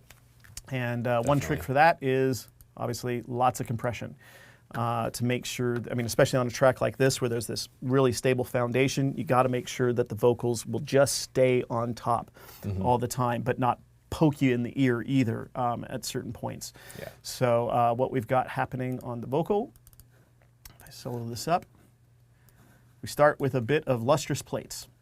And what this does, I think this is about where the vocal starts. Down in the Vatican, you might want to be the Pope. In a restaurant, you want to be the chef when they ring the dinner bell. And if you wake up on the west side of hell, being the devil will do you well. Okay. You might want to be one of all those things, and I'm sure they ain't gonna love you. But if you... So it gives him a room. But I'm putting this on as an insert for a couple reasons, rather than setting it up as a send. One of the reasons is I am automating the width of this reverb. It's actually starting pretty narrow, almost mono, because I, again, wanted some contrast later in the song where I can make things go wider. So right here during this verse, it's kind of got this old school vibe where you'd have mono reverbs on voices and things like that. Right. So it's kept really narrow. Okay. But I also wanted to have it before the compressor. And I think I mentioned this somewhere else in one of the other instruments. It's that I think it was the percussion, right? The percussion has that compressor on the SSL reverb, that flex verb that's on there. So anytime a loud hit would come along, it would bring the reverb down. Same thing's going to happen here. Anytime he's singing, the compressor that follows this reverb is going to kick in, and the reverb level is going to go down. And when he stops singing, that's when the compressor is going to let off, and that's when the reverb is going to come up. Yeah, okay. So again, it doesn't create a wash of reverb every time he sings. Yeah. The reverb only comes to life between when he's singing. So he stays nice and articulate while he's actually singing. And then that room just kind of carries out. Yep. Yeah. So if we then take a look at what happens when we add some of that reverb in, a lot of stuff happening here. Let me take a bit of these out. So we saw flex verb and verb suite and now lustrous plates. Do you have a preference for certain scenarios, or how do you know how to choose the right one? Well, I really like lustrous plates a lot, Yeah. to be honest. And I think the thing I like about it the most is that it, especially on drums, is that it doesn't create a lot of brrr, sounds, which reverbs do. Because, a reverb is just tons of delays together and spread out. And so on some reverbs, especially when you hit a hard transient through it, you'll initially hear all these little splatters, these early reflections.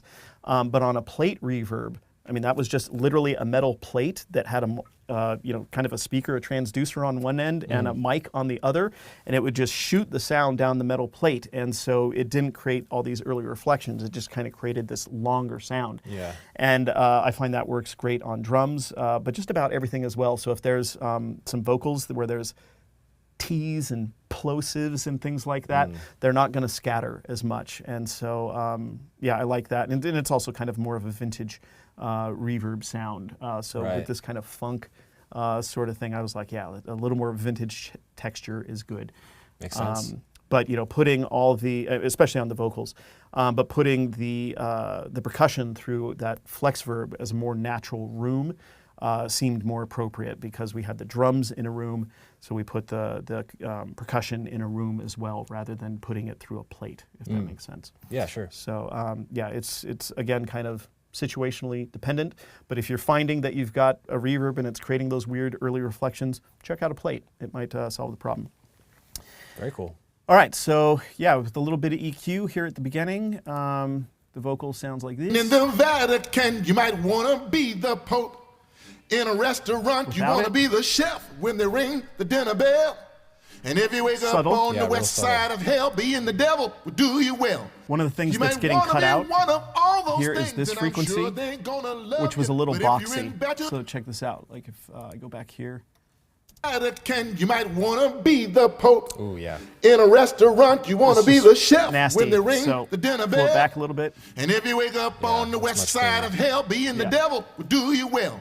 But that's really kind of all that's happening here. And then the compressor comes in afterwards to just keep him in check. You might want to be the Pope.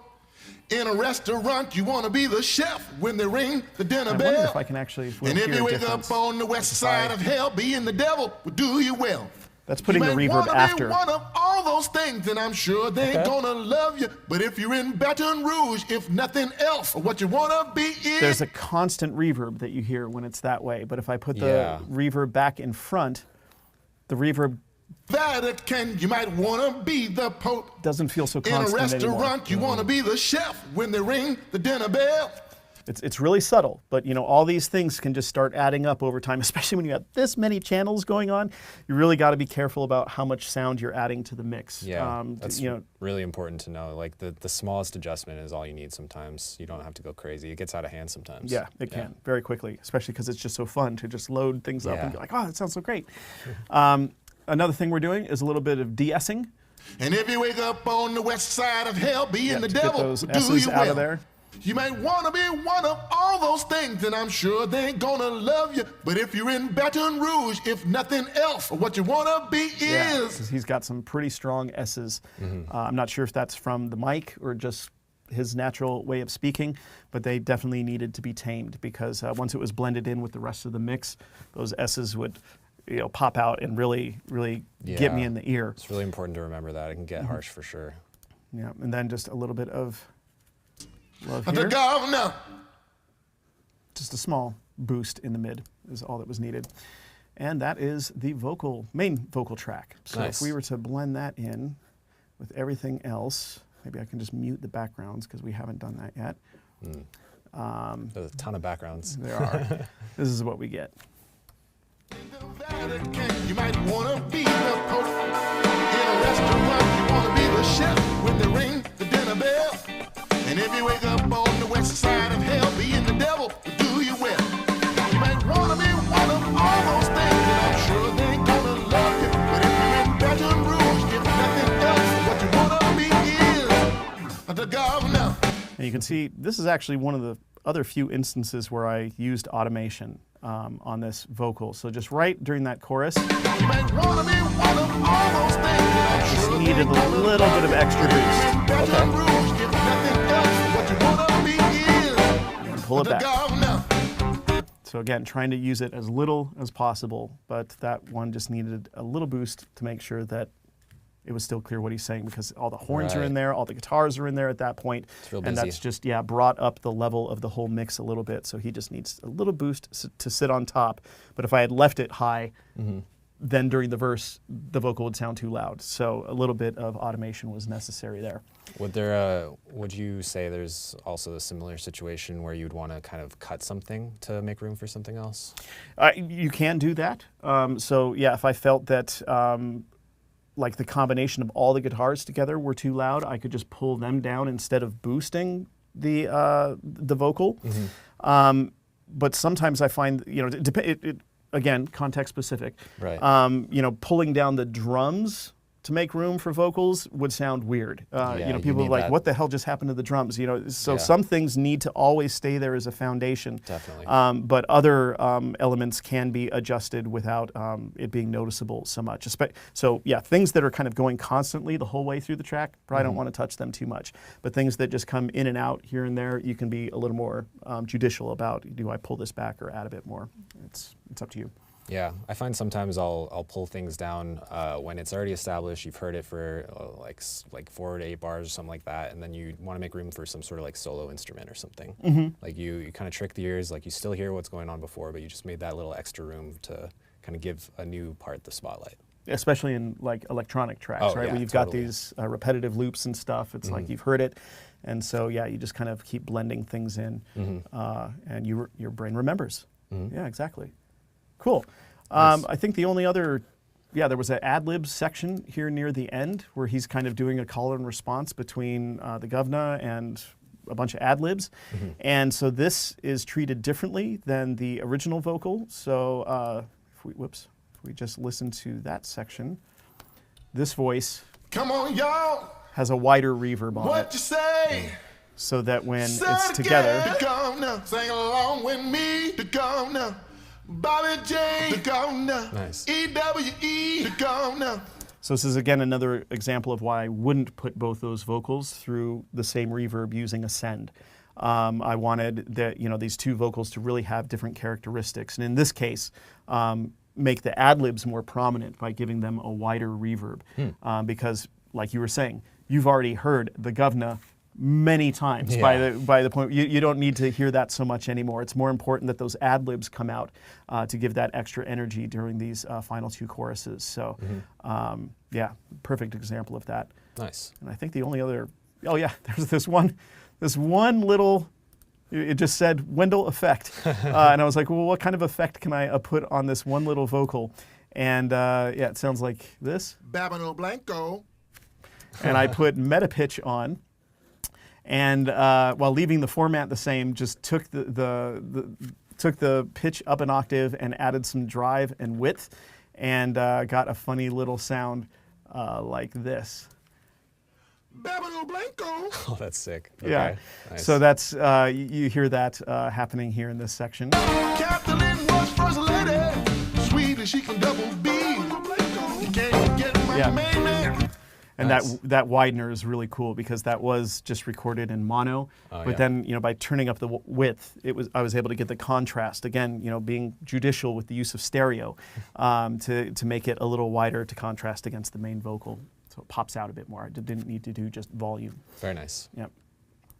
All right, so background vocals, a whole ton of them, and there's kind of a similar approach that I used for the horns, which was to basically allow the natural characteristic of the vocals to come through. Most of the time I didn't need to do anything, just allowed the group to sing, because if we listen, here's one track. Backgrounds are probably around here. The governor. The governor. So they've already grouped a bunch of vocals together. I don't know if they were all standing around a mic together, or if, I don't know how they did this, but each one of these is repeats of that. Just more and more and more of them. Yeah, it's a huge stack. Yeah, it's massive. And so all that's really happening in the EQ is just a little bit of presence added at 5K. Okay. And a little bit of support down at 200, but not a lot of change. Just allow the stacking of the vocals to just create this really lush sound. And then using a compressor at the very end to just gel them all together. So without, still sounds about the same. More controlled. And this is important because the number of background vocals that are happening changes. Oh, okay. So, Yeah, you only got a right few here there. at the beginning, there's more voices happening. So the compressor will push down a bit harder so that the background vocals don't dominate too much. Right. But then later, when there's fewer background vocals, the compressor won't compress as much. Oh, I muted. I need to unmute all of those. Oh, yeah. Hang on. There we go. Now we should hear them. Red Louisiana the way you should. The governor. Right? So Yeah. it just kind of controls the levels so they match. Same thing here. The governor. See, now there's an extra high-pitched voice Gotta added give on it top. energy. Yeah, and so the compressor just works a little harder, so they still just occupy the same space, but you hear those additional voices in there, so your brain just kind of thinks like, oh yeah, this is building, still building, even though you don't have to build with raw loudness, Yeah. if that makes sense. So, yeah, just that bit of compression, and didn't bother putting any reverb on them because there was already a bit of room reverb coming through. And just wanted them to be like nice and dry because you know the verse, the lead vocal is also saying the governor, and it's got some reverb on it. Oh, yeah. And yeah, just the thickness of these stacked vocals already was enough. So when we hear all those together. So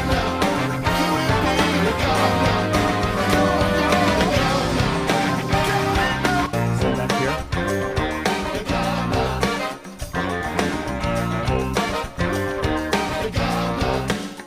They're just right there. Nice. Oh, and there's one other fun section. This breakdown. Oh, yeah. It's my favorite part. Yeah, so this is the funny like drunk parade down in Baton Rouge or something. Everybody sing along. You are my sunshine, my only sunshine. You make me happy So when skies are gray. Awesome. You never know, dear, how much I love you. I don't know who that was, but that was funny. And so unlike everything else in the mix, I really allowed the pans to get sloppy here. I mean, they were obviously singing in a nice sloppy way, so it was like, oh yeah, let's just kind of let everything fall apart. Yeah. Feels natural. Yeah, the drums over here are all kind of silly as well. These parade drums. Yes. My sunshine, my only sunshine. And then also just decided to leave the Barry sax solo panned left to just make it also a little more drunk and not perfectly centered. Whoops, shouldn't have hit that one, which, yeah, it's right here. You are my sunshine, my only sunshine. Yeah, way over there. You make me happy. So this creates a nice contrast when, you know, you have this breakdown section and then when they come back in for the final chorus, everything kind of gels back together to sound natural again.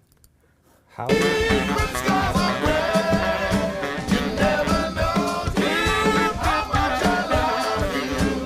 Please don't take my sunshine away. Right back in, yeah. You're about to ask something? Yeah, so we got a question here. How to sit a vocal into the beat when it's 2 tracks mixing?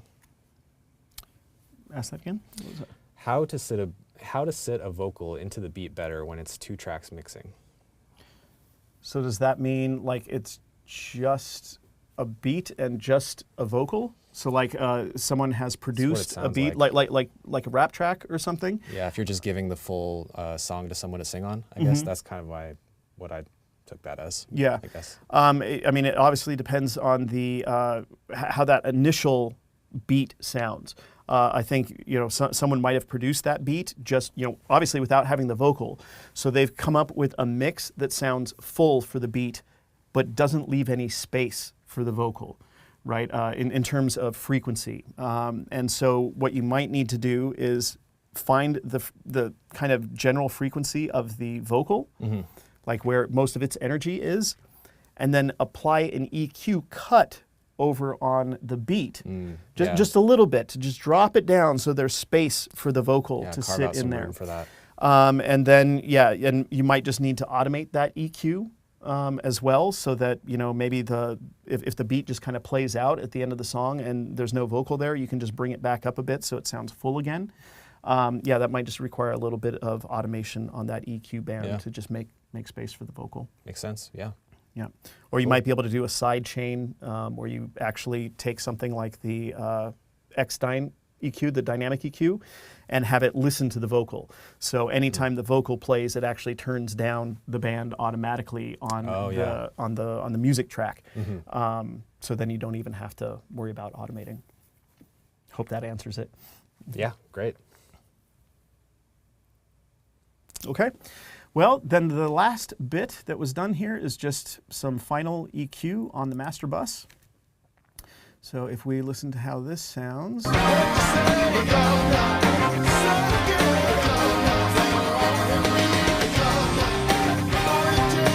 Just to clean that out. Okay.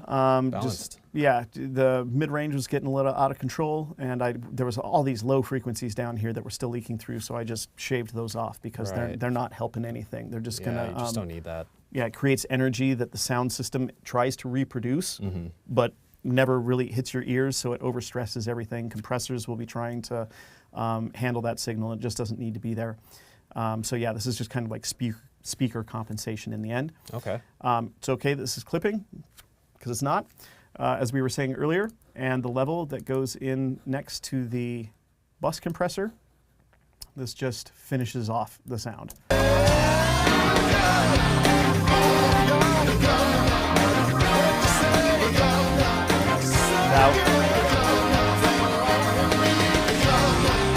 There it is.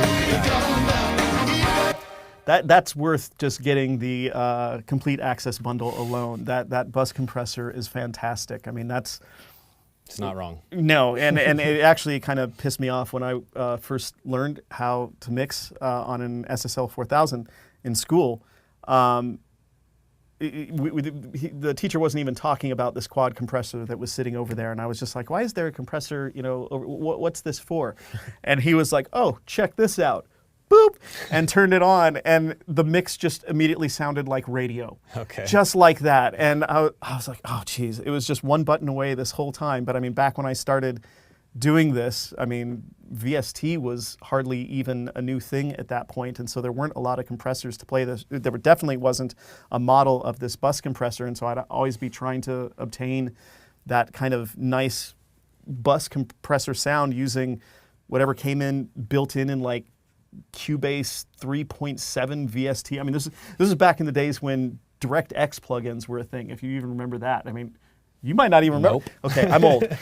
Yeah, there used to be a format of plugin called DirectX, but yeah, those compressors just didn't have this character. And so, I had been just spending hours and hours and hours and never getting it there, but then this thing just has the character. There it is. Just turn it on, set it to pop mix bus, like I've got here in the preset, and it was just magic. I love like and that. hate those moments where it's just like, oh, cool, it was just right there the whole time. Yeah, Sweet. all that work I did, yeah, for nothing. But anyway, that's it. That's our whole mix that we were listening to. So, Sweet. Yeah, that's. Could we actually run it back to Infinity Q on the mix bus? Oh, sure. There? Yeah. Sure. Could you speak to this cut you have at 200? This thing. Yeah. Okay, so this was another trick I learned at school. It doesn't always work, so try it out. But my teacher showed that you can just basically cut around 200 hertz, just a notch, just take it out, and it somehow cleans up the mix. So if we listen to this, like, maybe I'll run it back That's here. kind of like that muddy range. You might wanna be So, if I turn it off, and if you wake up on the west side of hell, being the devil will do you well. You might wanna be one of so what does that do? It's this frequency. Oh, yeah. There's like nothing useful in there, really. It's just kind of this, You don't need all that. Yeah, getting it out just made it a little cleaner. And this is also a great trick to do just on a kick drum. I found that if you just go over and take out around 200 hertz, you get the 100 hertz fundamental, and then you get the nice beater above it. But there's this weird little woofy area that doesn't have any punch that just gets taken out and removed. And so it's not always at 200, but it's kind of thereabouts. So try putting it in, sweep around a little bit, even crank up the level a bit like this and start searching around for those. Yeah, I always check around 200 to 250. Yeah, and just get it out of there. Clean, yeah. Yeah, just like that. Yeah, I only ask because I do that a ton on my low instruments, like kicks and stuff like that, bass instruments. But I actually don't ever do it like on the mix bus like that. That's cool. That's interesting. Sometimes it works. Sometimes, try it. Sometimes it's best to just use it on individual instruments. But in this case, I found that it was nice to add that cut right at the end. Keep that area clean. Very cool. We got someone wondering if we could just hear the full mix again. Sure. After you've altered those horns. Did I alter them? Or after the mixing was applied, I suppose. Okay. Well, maybe then I'll just, instead of the whole thing, maybe we can start from like this chorus here.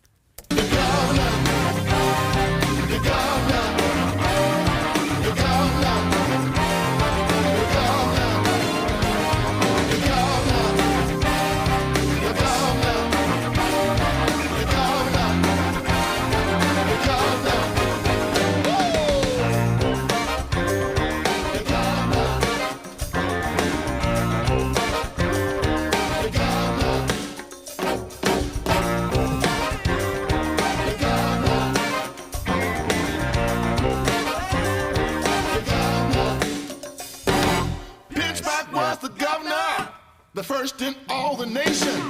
Foster was the governor. Yeah. So Yeah, I you can hope- really hear that little automation trick now that Yeah. you pointed it out. Yeah, it happens somewhere over here as well. And I just Okay. did the same thing twice.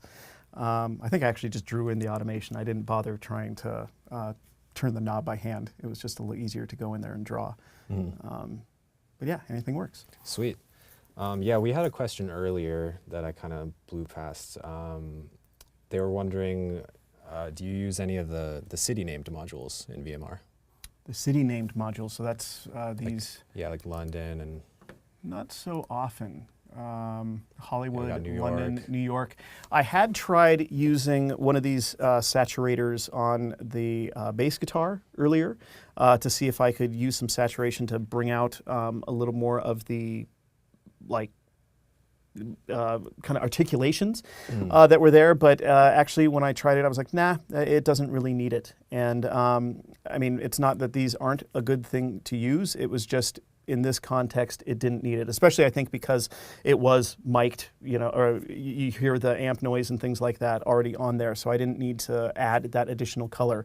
I think this is a little more important if you're dealing with like direct recordings. So like maybe I wanted to that keyboard, the Rhodes piano that was there earlier, that was just a direct recording through right from the keyboard into the audio interface. Right on. And if I wanted to give it a little more of an amp color, you know, I could put it through one of these things, and yeah, then it would get a little more of that additional tone that's lacking from that direct, clean recording. Got it. But I think adding that additional saturation wasn't really necessary with such a dense mix like this. There are just so many instruments already taking up the space that adding that additional saturation either it just wouldn't be heard or it would just start cluttering things a bit too much. But Yeah. on a smaller group, then it might help to, you know, with only a few instruments, it could help to use those things to add a little more color and presence when there's fewer instruments. Yeah, that makes sense. It's a lot going on. You don't want to push it too hard.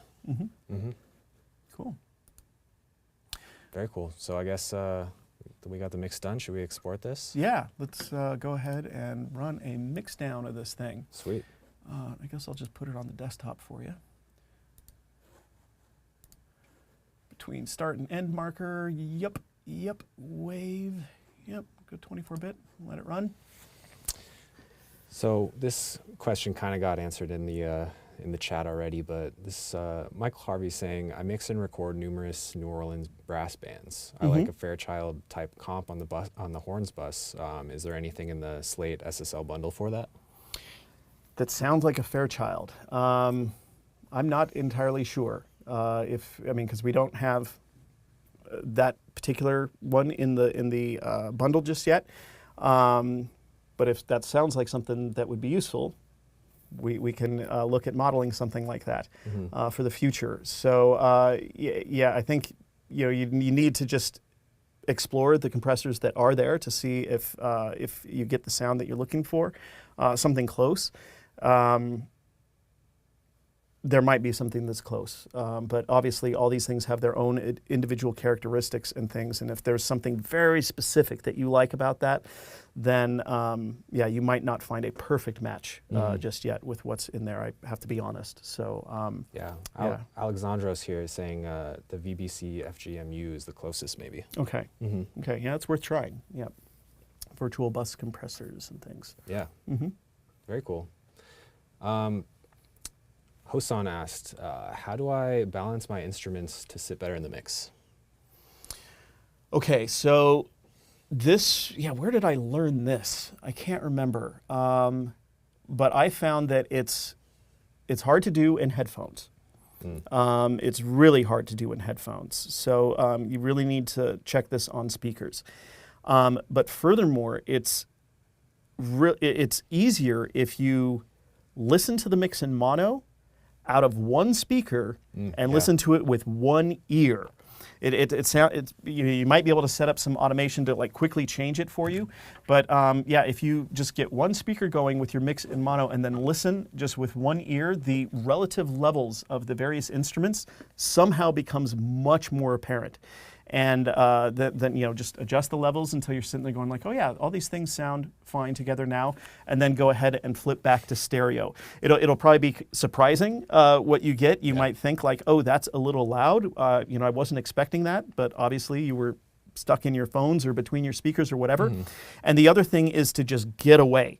Like step back from the console or from your speakers, walk around the room, go into a different room, and just keep listening to everything, because then everything is blending together again, and your brain isn't being tricked by the stereo separation of things. It's blending it all together. And if you're used to listening to music while just going around the house, or it's on in the studio in the background, it's good to just walk around in the same fashion and make sure that your music sounds like that as well. Right. Yeah. And another trick is also the car test.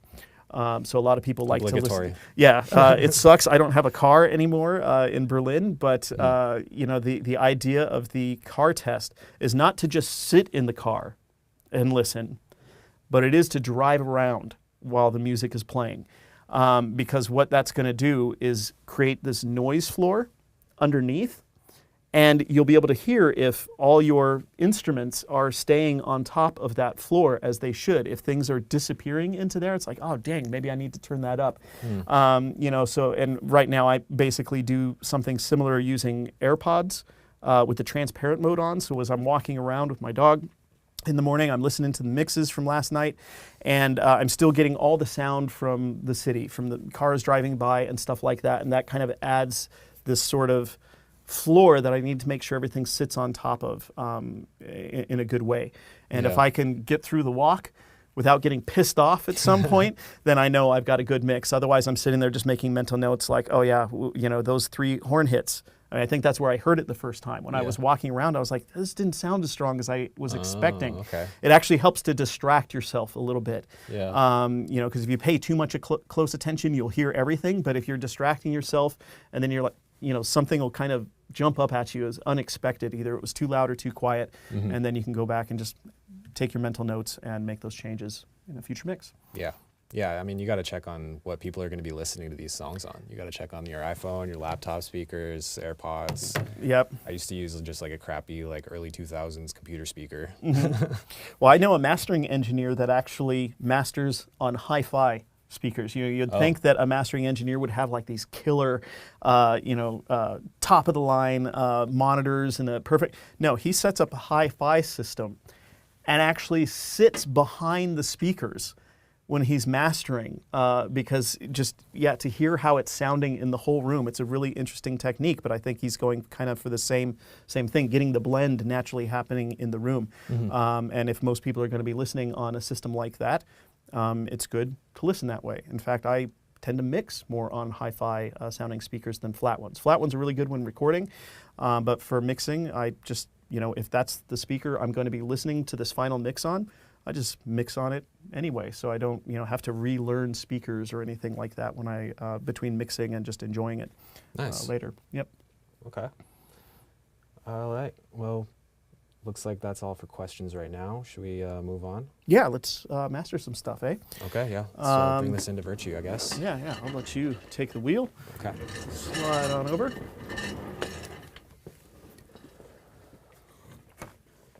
And your mix is right there at the top. Cool. All right, so we could just go straight to we could go to SDC right here. You can find VIRTU for quick access. And I should just use the left one. I'm already signed in over there. And we're already signed in over here. Okay, so you can just search it from right here, or you can drag it in. Either way is fine. So once you bring that in here, it's just going to take a minute to upload and analyze and all that good stuff. For here, I would probably just start with universal. You could go rock as well, but let's just try this out first. Maybe we'll do a little comparison between the two. Yeah, it's a good starting point. Universal, streaming standard, just see where we land. Yeah, I'll definitely keep this here. And I think this process is taking a little longer right now because there are a few people online watching this, and so our bandwidth is getting used a little harder than usual, but yeah, It's still pretty quick though. It not too just bad. takes a minute, you know. Yep. So yeah, we have level matching on here just to make sure we're not hearing just a huge jump in levels, so we can really compare the two, the pre-master and the master. All right. So let's go ahead and fire this up. This will take another second to just get that preview going. Yeah, make sure we're not gonna blast. Okay, yeah, that sounds cool. Yeah. So kind of scooped out the mids a little bit. Yeah, you can really hear the high end there coming back in. Oh, drastic change. No, it's subtle. Happy about that. Yeah, it's cool. Well, yeah, that sounds pretty good, honestly, but we do have these advanced controls down here. Feel like the bass sounded pretty good in that. I don't know if I would boost just yet. What do you think? Maybe let's play with some other, like the widener. I'm interested in that because I think that could really change the perspective of the loudness of things. Because again, there's that trick I was explaining earlier. Right. The stereo separation can kind of affect. So maybe we should play with the width. Yeah, totally. And I mean, yeah, and- you left so much room with like really careful panning, so it shouldn't get too hot. But then we can see if we need to boost the bass. Yeah, let's And- just see how that sounds. Okay. Right. Before we really do any other drastic changes. Yeah, I think the compression.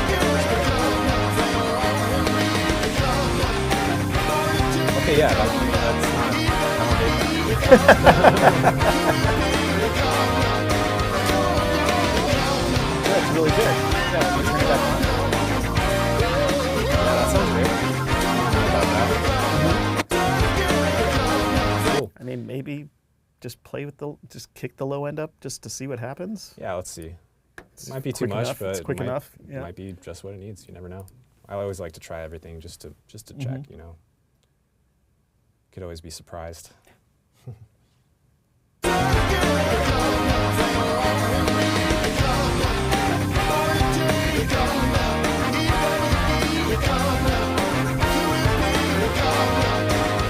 Once you do that, Pretty big. it is. Pretty big bass right there. Yeah. Maybe that's a bit too much. Yeah, it could be too much, but you know, it's better to try it out. Yep.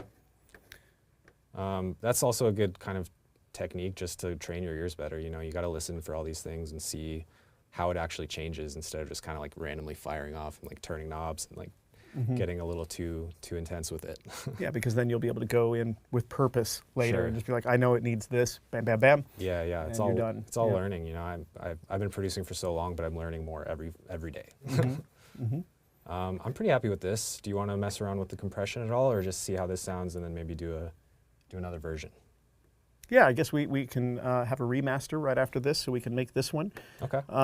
So yeah, I mean, we have like 3 masters every month, and now remasters as well. So you can go back and change any master that you did previously in VIRTU. That's Nice. all part of the All Access Pass and Complete Access bundles.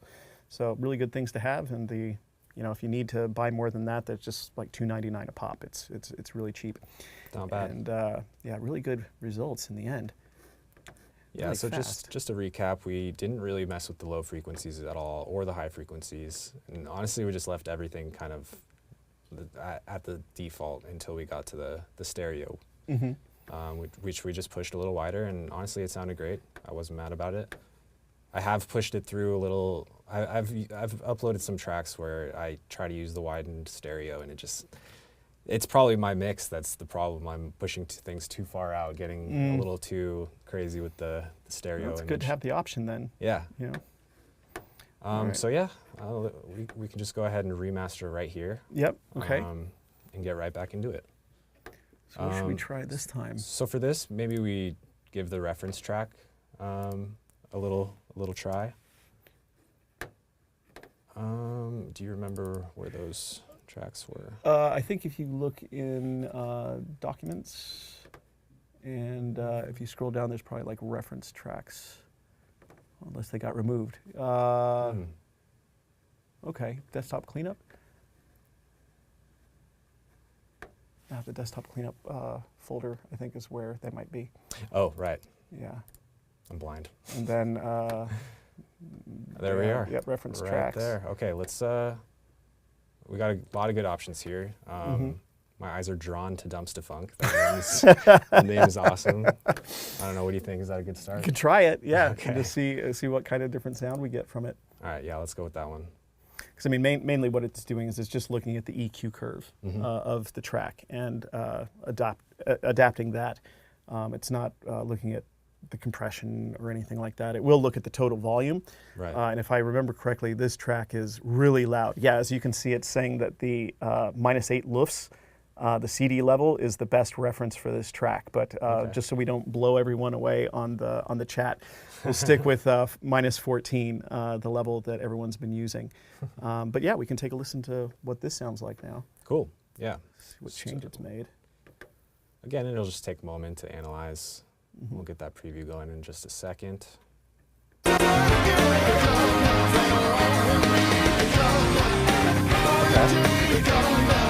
Very different.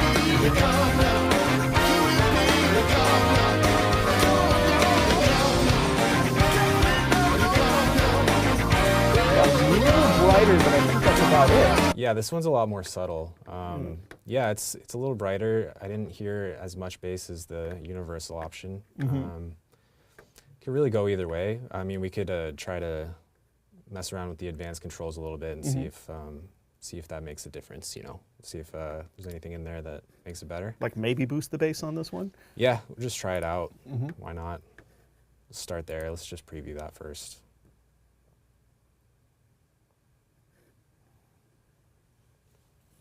Yeah, I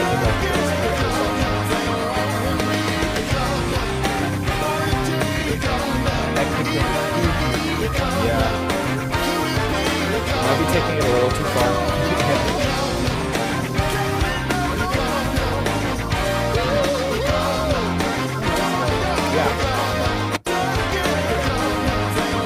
Yeah, it's not too bad. I might pull this back though. I don't know if I would go that deep, just because yeah, you're right. The kick drum was a little too beefy there. But let's mess with some compression. We haven't tried that yet. Let's just get aggressive with it. Why not? Let's push it to the limit. Yeah, I mean, I always like to push it to the extreme just to see what happens. How far you can go. For science.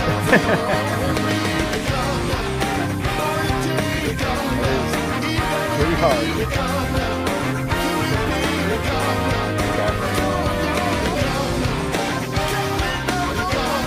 Yeah, that's a huge difference.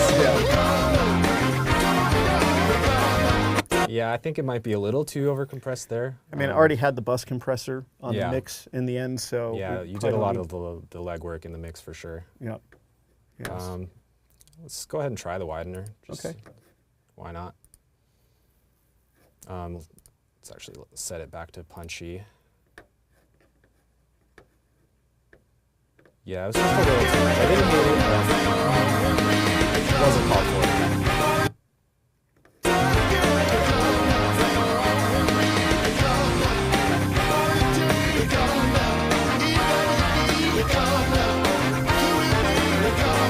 I think it's worth putting that one down as well and Go and balanced? comparing. Yeah, just like this, and then we can compare the two masters after you. Oh, you render mean this print one it out. like this? Yeah, Okay. Yeah. I think so. Yeah, let's give that. It's a different let's give that a sound, but comparison. the longer it played, the more I started liking it. Okay. Yeah. So it might be good to bounce back and forth between the two and see which one ultimately wins. Yeah. Never settle with your first master. Get a second opinion. Yeah. And it is good to get someone else's ears involved. Oh yeah. You After know. hearing it so many times, like I'll be sitting in a session just playing it over and over for 5 hours. So I don't trust my ears after that. Definitely good to get a different perspective on it. Yeah. And I think using an automated system like this is also good because then it's almost like no opinions involved. It's a almost scientific approach. Because I mean, the point of the mastering was to basically get your music to conform to certain standards. I mean, this was really important back when you were cutting vinyl and things like that. It couldn't be too loud, too quiet. Right. But also just to make sure. I mean, especially these days, where I think a lot of people listen to music just playlists, right? They stream playlists, and Yeah. that means your song needs to be able to fit between two others. Right? There's a song that's going to be played before yours and a song that's going to be played after yours. And if you deviate too far from the norms, your song is going to sound too quiet or too loud or too overblown or too delicate or something like that. So by getting this kind of scientific approach to what the standards should be, there's a much higher chance that you'll just blend right in and the listener will have a nice listening experience. They won't find your track particularly jarring one way or the other.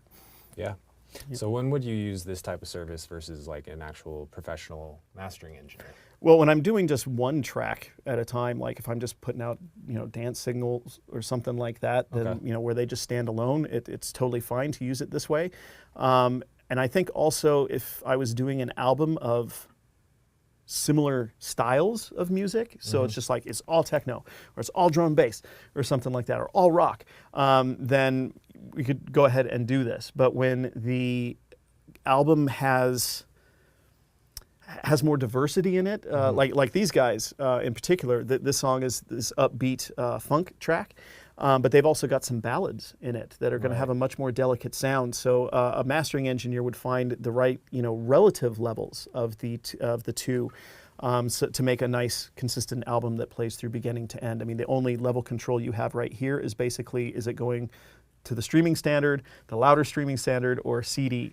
But a mastering engineer might sit there and say, okay, this track needs to be 1 dB quieter, this other one needs to be a half dB louder, just so that the entire album experience sounds really good. Okay. Yeah. Yeah. Very cool.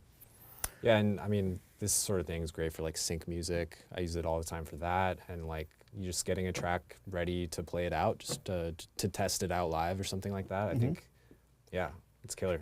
Super fast. All right, so yeah, what do you think? Should we just go and compare these two? Yeah. We can just we could download them both and go try them out, or we could just preview them right here. Might as well preview them here. We're already here. Yeah. So this was the first master, Yeah. which was just on Universal.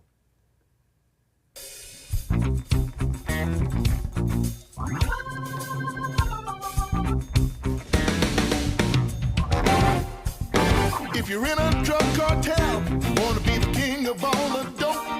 If you're downtown in the Vatican, you might wanna be the Pope. In a restaurant, you wanna be the chef when they ring the dinner bell. And if you wake up on the west side of hell, being the devil will do you well. You might wanna be one of all those things, and I'm sure they gonna love you. But if you're in Baton Rouge, if nothing else, what you wanna be is the governor. Okay, cool. All right, yeah, let's pause there. I just wanted to get to the big part, do a real comparison. Let's try out this the reference track version.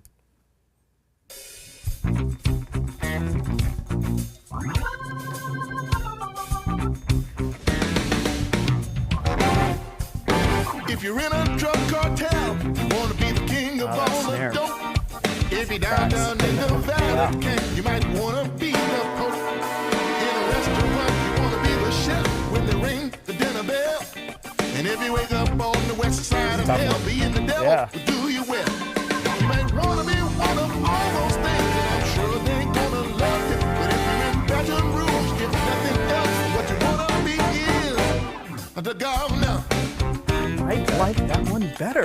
I don't know. I feel like I like the drums more in this version, and I would tend to lean that way because being a drummer. But I feel like, I don't know, the bass. I liked the bass a little bit more in this one, maybe.